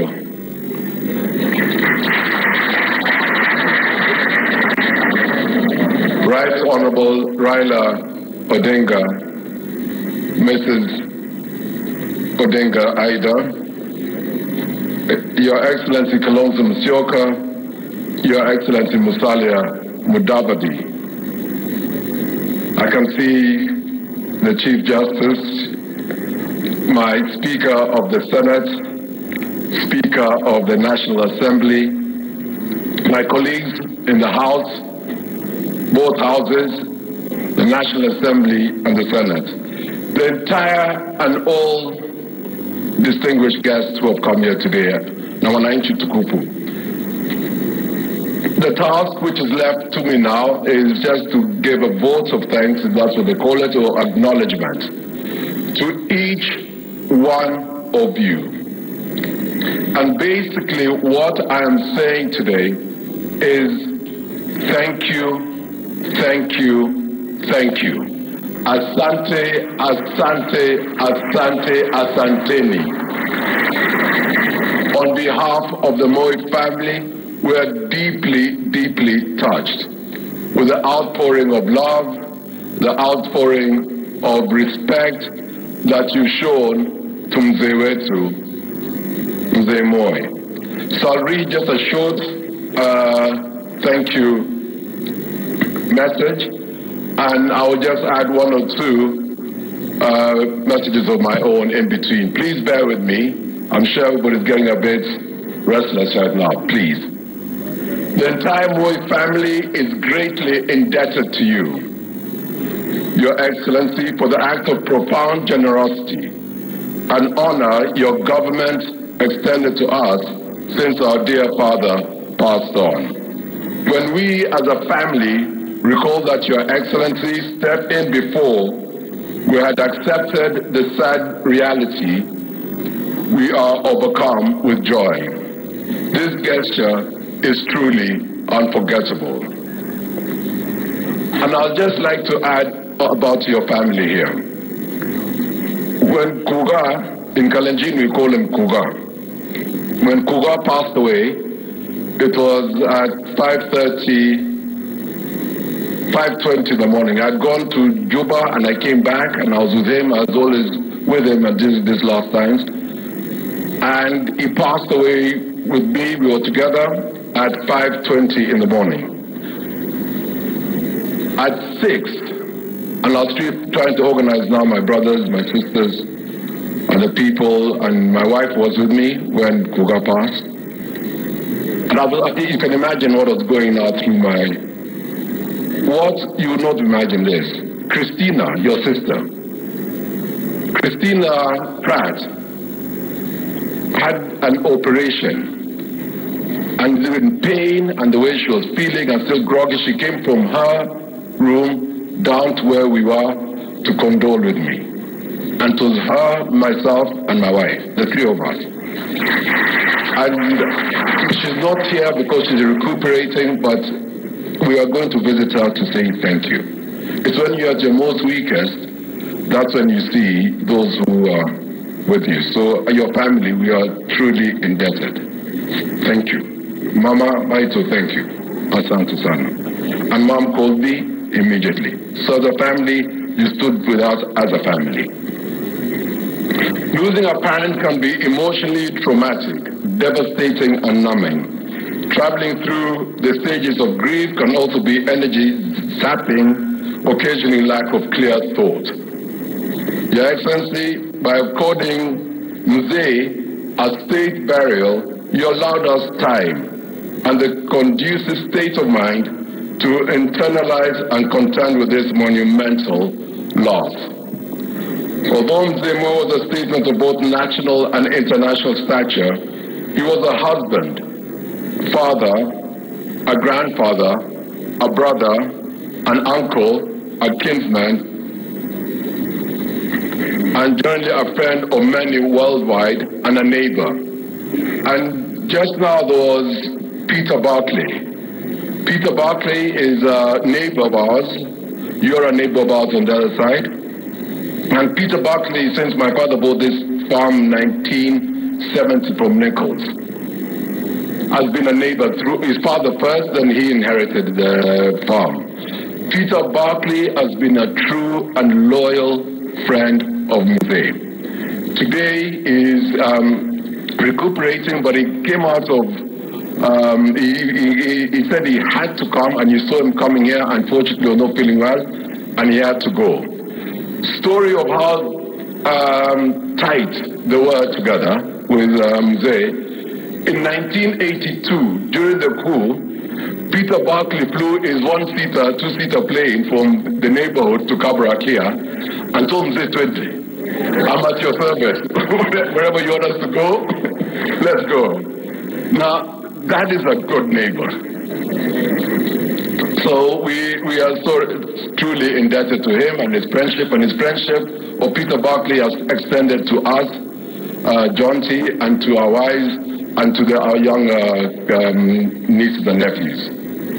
Your Excellency, we are overwhelmed by a sense of gratitude to you, realizing the magnitude of the financial resource and the logistical planning involved in the whole burial process. We register our gratitude to State House, the Ministry of Interior and Coordination of National Government. Again, I'd like to say thank you, Your Excellency, for giving us Dr. Matiangi and Dr. Kibisho. We have not wanted as a family. The day these two gentlemen took over, the family rested. And I just want to tell you, as a family, we are extremely grateful to the two gentlemen. We'll be writing letters to them to show and express our gratitude and thanks to those two gentlemen. Asante Nisana, thank you so much. Kenya Defense Forces, all the police service formations, the prisons, public works, the county government of Nairobi and Nakuru led by Lee, Governor Lee, and the Ministry of Health, National Youth Service, the Kenya Power and lighting, and all other service providers, including Safaricom. Thank you, Michael Joseph. I can see you here. Thank you so much for coming. Mzee and him had a long relationship too. On the defense forces, Your Excellency, there was one time I said I'll be intermittently saying a few stories here and there. I told my friends that whenever I used to when we go to Wilson and fly off, I said I will never ever enter that M1 or M11. This is the M11 helicopter. I said unless I'm dead or alive, I'm not entering that. Today I entered it. Nasuku had no choice. Excellent pilots, excellent service. The defense forces, the Air Force are the ones who brought Mzee with the pallbearers, all of them here, 23 of us, and I was the only civilian there. Nikatetemeka kidogo, lakini nikaweka Mwenyezi Mungu mbele na tumefika. I want to thank the armed forces, the disciplined forces, for what they've done, the honor they've given the former commander-in-chief. From the whole family, from all of us, Kongoi, thank you, thank you, thank you. You have done us proud, you've shown your professionalism. Thank you, thank you. The family is also indebted to all the religious organizations who offered counsel, spiritual nourishment, consolation, and words of comfort. AIC, where you were told Mzee was a member, have been with us, have prayed with us. The Catholic Church, there have been two with us. The Anglican Church, two have been with us. Archbishop Zapet came to pray with us before we went, at least before we went to the Parliament. Thank you. Thank you, the clergy. Thank you so much. We're also thankful to the press, both local and international, for the wide and in-depth coverage of the whole funeral process. The name of our father has been broadcast in all the world's languages and dialects. Thank you, members of the press corps. Asante Nisana, thank you. When I look around, I see an ocean of humanity representing the face of Kenya. My father would have highly appreciated this. Thank you for standing with us. I see the real spirit of Kenyanness in all of us. May God bless you all. The family is also grateful to the medical team of committed doctors, nurses, paramedics, including caregivers who attended to our late father. I want to say thank you to Dr. Silverstein and his team, Dr. Waweru, Dr. Mongera, Dr. Chacha, who not only is a renowned physician, but an extremely committed Christian. And those are and Dr. Mongera have said, and Moez at the ICU, Dr. Talwa, they did magic for Mzee. They were with Mzee day in, day out. We went into hospital in October 10th. And we came home briefly, and then back again until February 4th at 5:20 a.m. The nurses, the ICU nurses, the nurses who looked after him at Northwick, I do not know what to say, what to do, what I can do for them. As a family, we are going to sit and see, but we are truly indebted. They gave Mzee in his time there comfort. They gave Mzee care. They gave Mzee respect. And I'm truly, truly touched. And we are so indebted and so thankful to all of you. There are so many, I could have mentioned all your names, but it's just that I do not want to miss one. and then it can cause an issue. So all of you will be writing to all of you, but thank you, all of you at Nairobi Hospital who looked after Mzee for these 4 months. I used to be with Mzee in the mornings, then I come back in the evenings, I wait till he goes to bed, then I leave around midnight, 11 o'clock, for 4 months until, to the extent, I started knowing a lot of medical terms, Your Excellency. Nikakuwa karibu kama nikwe daktari, not daktari, daktari. Karibu nikwe daktari. Till they were calling me as hii daktari fake, yani bandia hii. You know, Your Excellency, karibu naanza kukuona kusema wewe, patia huyu 5 milligrams ya sijui hii, nione mwingine hii, nione DP, wewe takupatia maombi, alafu mimi naona Mama Rachel, all the love, naona speaker, wacha hiyo vitu, naona so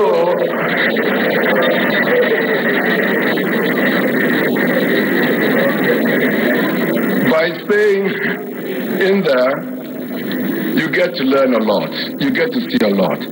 But the most humbling thing, my brothers and sisters, when you stay in hospital that long, and I was there 4 months, all that, you see the pains and sufferings of others. You empathize with them. And you realize one thing, we are all human. We are all the same. And it's only jukumu, our responsibility as like us as leaders, is to make life better for them.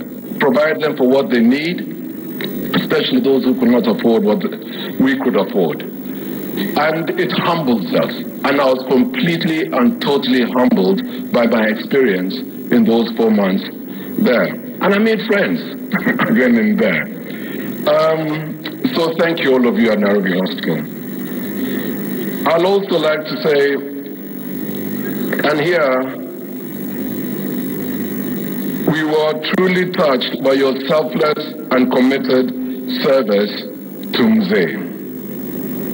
Today, my words are not enough to express the collective family gratitude for the overwhelming support accorded to us by all Kenyans in one way or another.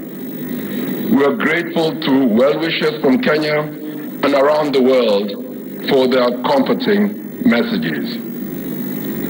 Finally, the MOI family is grateful to the various cadres of staff who served our father till his last day. There are many of them who served Mzee, since some have passed on, but some have stayed with him, especially this last few years.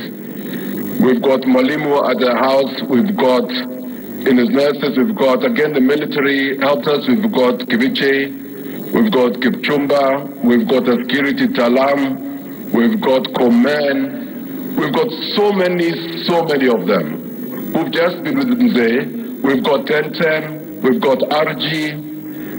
I don't know where to stop. I need to go on and on, but as a family, we're going to make provision to call all of them and meet with them and basically grieve with them and talk about many issues and things which, as family, because we count them as our family, we need to discuss and talk about. Finally,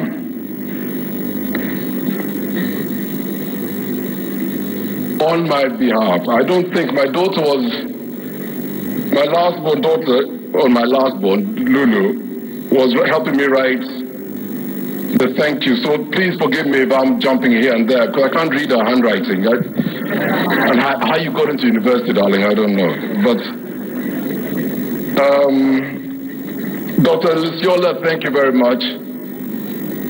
Okay, Dr. Luciola. Okay, Dr. Luciola, there was some medication which we couldn't get. There was nowhere in Kenya, there was nowhere in Africa. it was impossible to get. The PS of Foreign Affairs, Kamau, he tried to help us. We hit a brick wall in London. We couldn't. And then, thank God for the networks we have here and there. So we got our friends in Switzerland, yes, Dr. Andreas, Brooklyn. Plus, we then got our friend, Dr. Luciola in London, who flew to Zurich, met with Dr. Andreas, got the medication, flew it here, landed.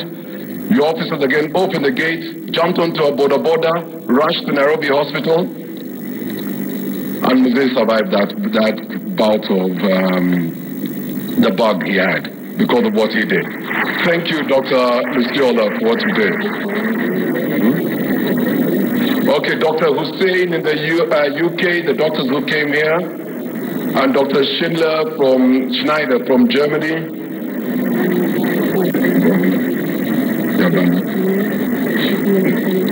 Okay, CS Amina, who made a lot of things possible and helped us in the flow of things. CS Amina, thank you very much, coordinating with Zara. Thank you for that. Senators Abshiro, thank you. I can't mention, all the senators have been so good and kind and great to me. Thank you, my colleagues. Thank you so much. Senator Wambua, who organized a prayer group for Mzee. Thank you, Senator Wambua. Senator Kilonzo, Mutula Kilonzo Jr., who, as you know, his father was Mzee's top-notch lawyer. And I always say that when things were sticky those days that needed legal, you'll always say, Ita Kilonzo. And Wache Kilonzo. And sure enough, Kilonzo did what had to be done. And he's been so good. He's been there with the family day in, day out. Thank you, Senator. Asante, asante. Senator Kabaka, who was the prayer group? Again, I said them yesterday, President Salva Kiir and President Museveni, but I thanked them personally yesterday at Nyayo Stadium. Again, standing here in the Rift Valley, I'd like to say thank you to them. Okay, and the institutions, these institutions. As you know, they built some good, solid institutions. Kabarak University, Kabarak High School, MOI Educational Center, Sunshine, Primary, and Sacho. Sacho's in Maga. And Sacho. I'd like to say thank you to the Vice Chancellor Kiplagat. I'd like to say thank you to Mwindi of Sacho. I'd like to say thank you for Kabarak High School, Mrs. Cheriot, and Paul Chemwarem of Moi Educational Center, who now are building a day secondary school. And they've done so well to those institutions and made sure that they keep the standards becoming of those institutions, which Mzee surely will be proud. And there is somebody I'd like to say thank you to, and that is the former governor, Eric Kotut. Eric Kotut, when Mzee retired, used to come and visit Mzee a lot here. And he felt that it's not good just Mzee sitting and meeting people. He wanted him to be active. So he went and concocted a plan and said, told Mzee, why don't you start another flower farm? And that is the Molo River Roses, we call it, part of the Missouri group. That is the one at Kelelwa. So Mzee and Kotut, they got together. I got a phone call, kijana kuja, so nikakuja, shika baskili yangu, haraka, nikapika, and Molo River Roses started a very successful flower farm. Mzee was passionate about it. Everybody here can attest, between here and Molo, they always used to see Mzee in the morning going, and in the evening coming back, which kept him active and energized. And you can see all these flowers which are here are from Kelelwa, that flower farm which Mzee started. And it was a brainchild of Eric Kotut, but the money of Mzee.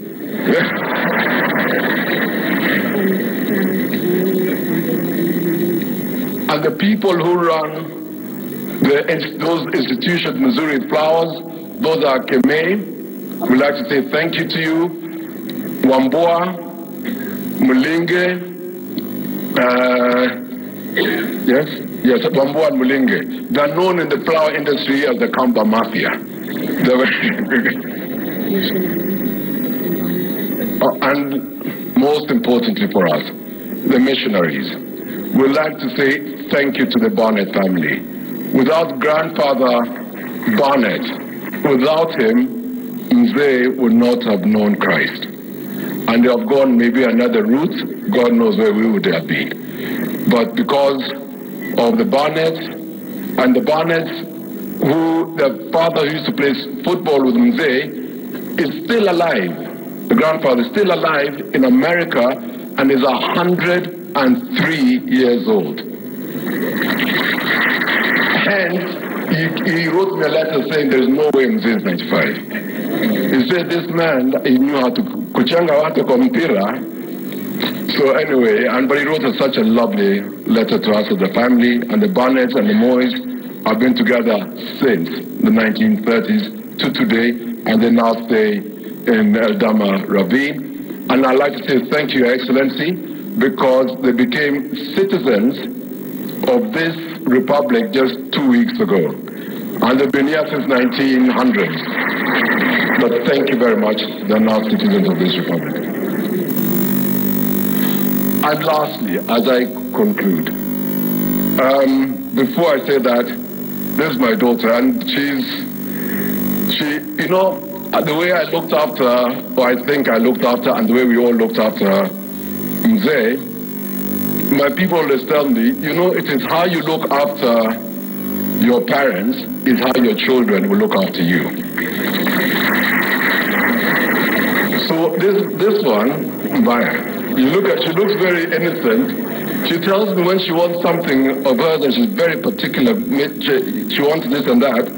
She looks at me and says, you know, Dad, you know these vaginas, I've got 2 boys, Kimo and Keegan. These vaginas, you know, they'll take you to our people's home. But you know, you only got me. Now can I have this and that?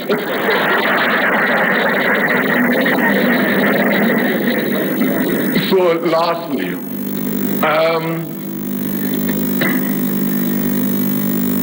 I'd like to thank my mom. On behalf of all of us, and we've thought as a family that I should say that, and I must say that, and I want to say that, to thank my mom who's not been here and left us, for all the support she gave Mzee.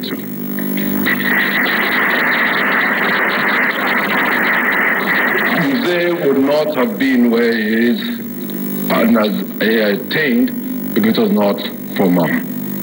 So we are extremely grateful to Mom. We love her dearly and we continue honoring her and honoring her memory. And now, as God has dictated that Dad rest, and we'll go and rest next to Mom.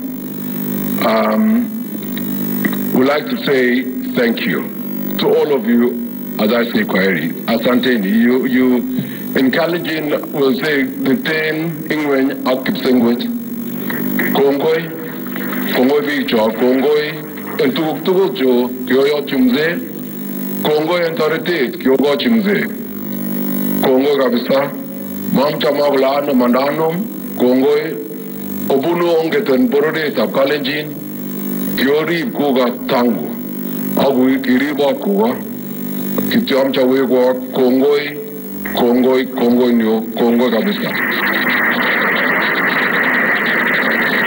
Kongoi Biga Baringo, Yogo Nechi, Kongoi Kabisa. Tanyo Niga, Sege Ma Tijoge, Lakin Kitiatono Nirayu, Kongoi, Kuberu Rock Chova, Tugol. Thank you for the honor. Thank you, all of you who've come. Congo to all, thank you, my friends. Thank you all. God bless each one of you and your families. Thank you, thank you.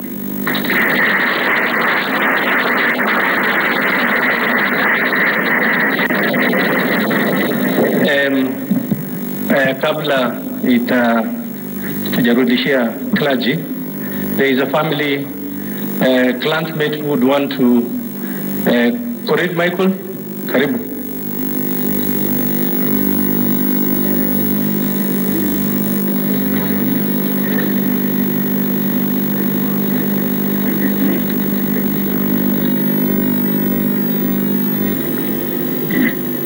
Naam, mtazamaji, hayo ni ama niseme ni shughuli ya maziko ya kwenda kumpumzisha kwa amani aliyekuwa rais wa Kenya wa awamu ya pili Daniel Arap Moi, ama mzee Moi kama ambavyo tumekuwa tukimuita na Wakenya wengi wakimuita. Hiyo ndio shughuli ambayo inaendelea hivi sasa na watu mbalimbali wakiendelea kuongea, lakini nikufahamishe tu wameongea watu wengi sana. Viongozi wa dini wameongea mapema kabisa wakimzungumza mzee Moi. Ni kiongozi ambaye alikuwa anaheshimu dini zote na alikuwa ni muumini mzuri, na kuna mambo mengi ambayo ameweza kuyafanya katika dini zote, akichangisha pia ujenzi wa makanisa lakini pia hata misikiti. Na walikuja wanasiasa hapo baadaye nao wamezungumza na wengi amewalea. Nikimzungumzia Moses Wetangula, amemzungumzia mzee Moi kama ni kiongozi ambaye aliheshimu demokrasia wakati alikiondoka madarakani mwaka 2002, akiupisha upinzani kuchukua nafasi ama kuchukua dola, na akaamua kwenda kukaa tu nyumbani licha kwamba kulikuwa na maneno mengi sana. Lakini pia walikuja viongozi wengi, Kalonzo Musyoka na ameweza kumzungumzia kama ni alikuwa ni jabali wa siasa za umajumui wa Afrika, kwa sababu aliweza kufanya vitu vingi akirudisha jumuiya ya Afrika Mashariki akishirikiana na Rais Benjamin William Mkapa, rais wa awamu ya 3 wa Tanzania, na Yoweri Kaguta Museveni, rais wa Uganda, lakini pia hata ile jumuiya ya maendeleo ya Afrika Mashariki na pembe ya Afrika IGAD, na amezungumza mengi sana. Kwa hiyo hawa ni viongozi ambao wamezungumza, lakini mwishoni basi alizungumza rais wa Kenya Uhuru Kenyatta, ambaye amemtaja kama ni kiongozi ambaye alimjenga na alikuwa ni kama baba yake mzazi, na mawaidha mengi sana aliyapata kwa mzee Daniel Arap Moi. Kwa hiyo mengi yamezungumzwa, na hivi sasa nipo studio hapa na mwandishi mwenzangu Paul Alphonse. Yeye ni mfuatiliaji wa masuala ya siasa ya Afrika Mashariki na pembe ya Afrika. Paul Alphonse, karibu sana. Asante sana. Tuna Wakenya wenyewe wanasema ni kwamba tunasherekea maisha ya mzee Moi, kitu ambacho kimekuwa kizungumzo sana na watoto wake Phil, Gideon, hata Rais Uhuru Kenyatta wa Kenya aliweza kuzungumza tunasherekea. Wewe unasemaje po katika hili? Pamoja na kwamba ni jambo la kusikitisha, watu wanahuzunika mzee Moi, lakini inatumika zaidi neno kusherehekea maisha. Nakumbuka wewe kwani ni kiongozi wa nchi na amefanya mambo mengi, ameelewa watu wengi, akina Mwai Kibaki, Uhuru Kenyatta, wote hao wote ni zao lake, ni watu ambao amewatengeneza na kuwakuza kisiasa. Ndio maana alikuwa anafahamika kama profesa wa siasa kule nchini Kenya. Kwa hiyo taifa la Kenya limepoteza mtu ambaye nadhani alikuwa bado ni nguzo sana katika taifa hilo. Kumbuka Kenya bado hapo ni nafikiri awamu ya 4 tu, kwa hiyo bado watu wengi walikuwa wanakwenda kupata mawazo kwa mzee Moi, na ndiye rais aliyekaa madarakani muda mrefu, kwa hiyo miaka 24 alikuwa anafahamu mambo mengi, kama tuseme triki nyingi za siasa alikuwa anafahamu. Kwa hiyo wakati ambapo wote walikuwa kitokea changamoto ama kwa viongozi waliopo serikalini, waandamizi, mawaziri, mzee Moi ndio alikuwa kimbilio, ndio alikuwa mtu wa kufuatwa kwenda kuulizwa, wana mzee tufanye nini, tumekwama hapa na hapa. Kwa hiyo pamoja na kwamba ndio watu wanasema tunasherehekea, lakini watamkosa mzee Moi wa Kenya, lakini vile vile Afrika itamkosa mzee Moi. Ndio walikuwa viongozi waandamizi wa zamani walikuwa wamebaki, marehemu mzee Moi na kina mzee Kaunda hawa. Kwa hiyo pengo lake si dogo kwa Kenya na hata Afrika Mashariki. Naam, wakiwa bado nimemuona mwanae hapo akizungumza na watu mbalimbali wakiendelea kuongea usafari. Sasa hivi sasa ni familia, huyo ni mwanae, bila shaka huyu ni mwanae ambaye ni mwanae mkubwa kabisa wa Moi, ambaye yeye ni anafanya kazi serikalini. Na huyu ni tutakuja jina lake hapo baadaye, lakini ni mwanae ambaye mapema aliongea Gideon, na bila shaka hiyo ni fimbo ambayo Unakumbuka mzee Moi alikuwa anapenda kutembea na fimbo. Mzee Moi alikuwa akitembea na fimbo ambayo alikuwa anapenda kuzunguka naye, na viongozi wakati ule Paul alikuwa anapenda sana kuzunguka. Kenneth Kaunda alikuwa anatembea na kitambaa. Nyerere alikuwa anatembea na fimbo. Sawa sawa. Sasa unaangalia vipi masuala haya sasa? Watu wengi wamejitokeza. Hii ina tafsiri gani kuona Wakenya wengi wamejitokeza kumwaga kwa siku 3, lakini hivi sasa pia wamejitokeza wengi sana hapo Kabarak. Hii ina tafsiri gani kuona watu wamejitokeza kwa wingi sana kumwaga mzee Moi? Hii ni kuonyesha ukubwa wa tukio lenyewe, ukubwa wa mtu na umuhimu wa mtu mwenyewe, kwa sababu ukiacha mamilioni ya Wakenya ambao wamejitokeza kwa wingi kwenda kutoa heshima zao za mwisho, lakini pia viongozi wakubwa wa Afrika wamejitokeza, waliopo madarakani na wastaafu. Lakini mbali ya hivyo pia salamu nyingi sana za rambirambi zimetumwa kuelekezwa nchini Kenya. Hii ni kuonyesha ukubwa wa Moi. Moi alikuwa ni, unajua hata sisi wakati tukikua ilikuwa huwezi wakati ule KBC huwezi ukafungua redio usisikie taarifa inamhusu Moi.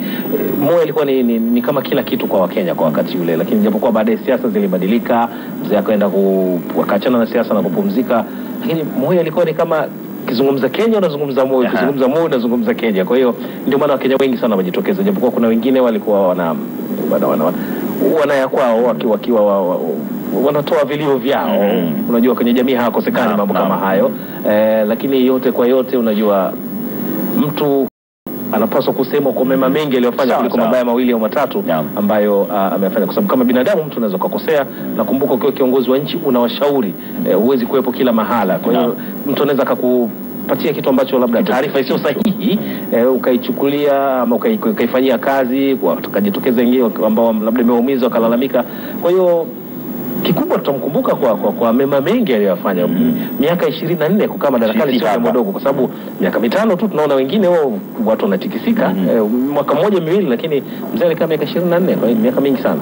Hapo kabla tujaangalia makala ambayo ni makala muhimu sana kuitazama, kwa sababu jinsi inavyoelezea historia ya mzee wetu Moi, labda nikuulize hili swali. Moses Wetangula, mmoja kati ya wanasiasa ambao huwezi kutaja siasa za Kenya bila kumtaja, na amelelewa na Moi na aliweka bayana hilo katika mazungumzo yake ya kwenda kuzungumza na sasa. Huyu ni Gideon kwenye katika picha unazozitazama hivi sasa, na yule pembeni ambaye nilikwambia nitakutaja, huyu ni John Mark Moi. Hawa ni watoto wa Moi. Gideon yesa yeye ni seneta wa Baringo, lakini John Mark huyo alishafanya kazi katika serikali katika wizara mbalimbali. Sasa labda tukirejea katika swali langu la msingi ambalo nilikuwa nataka nikuulize, amesema Wetangula kwamba huyu ni kiongozi ambaye ni alifuata demokrasia, aliondoka madarakani miaka 24, tuseme aling'atuka niseme hivyo, na akapisha utawala wa chama pinzani. Hili ina funzo gani kwa viongozi wa Afrika?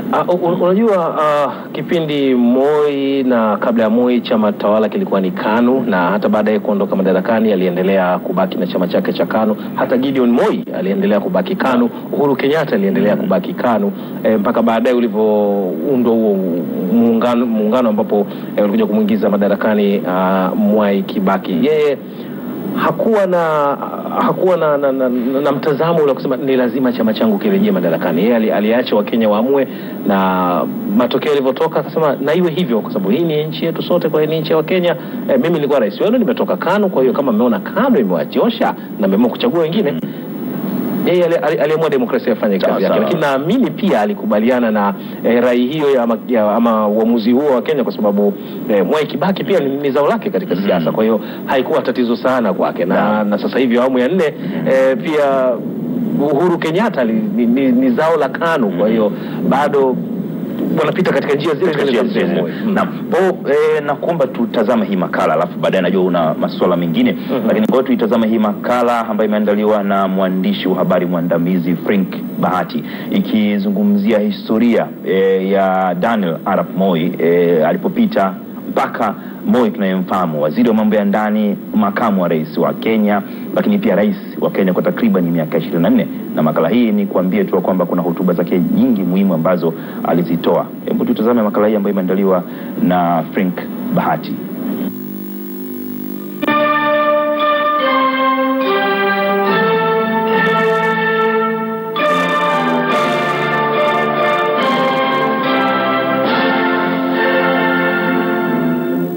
Daniel Toroitich Arap Moi alizaliwa Septemba 2 ya mwaka 1924 katika mkoa wa Bonde la Ufa, magharibi mwa Kenya. Akitokea katika jamii ya Kalenjini ambayo haikuwa maarufu sana, Moi alipata elimu yake ya msingi na sekondari katika shule ya kanisa na baadaye kujiunga na mafunzo ya ualimu, na mara baada ya kuhitimu taaluma hiyo ndiyo ikawa chaguo lake. Itawezekanaje basi kama mnasema hakuna headphone, hakuna kujifunza ufundi? Kijana akiingia katika university na ajui hata kutengeneza sanduku, ajui jina la spana, ajui jina la screw, tangapi atajifunza mambo ya juu ya university? Zaidi ya miaka 10 ya kuitumikia taaluma hiyo ikatosha kwa mzee Moi. Akaweka kalamu chini na kuamua kujiunga rasmi na ulingo wa siasa.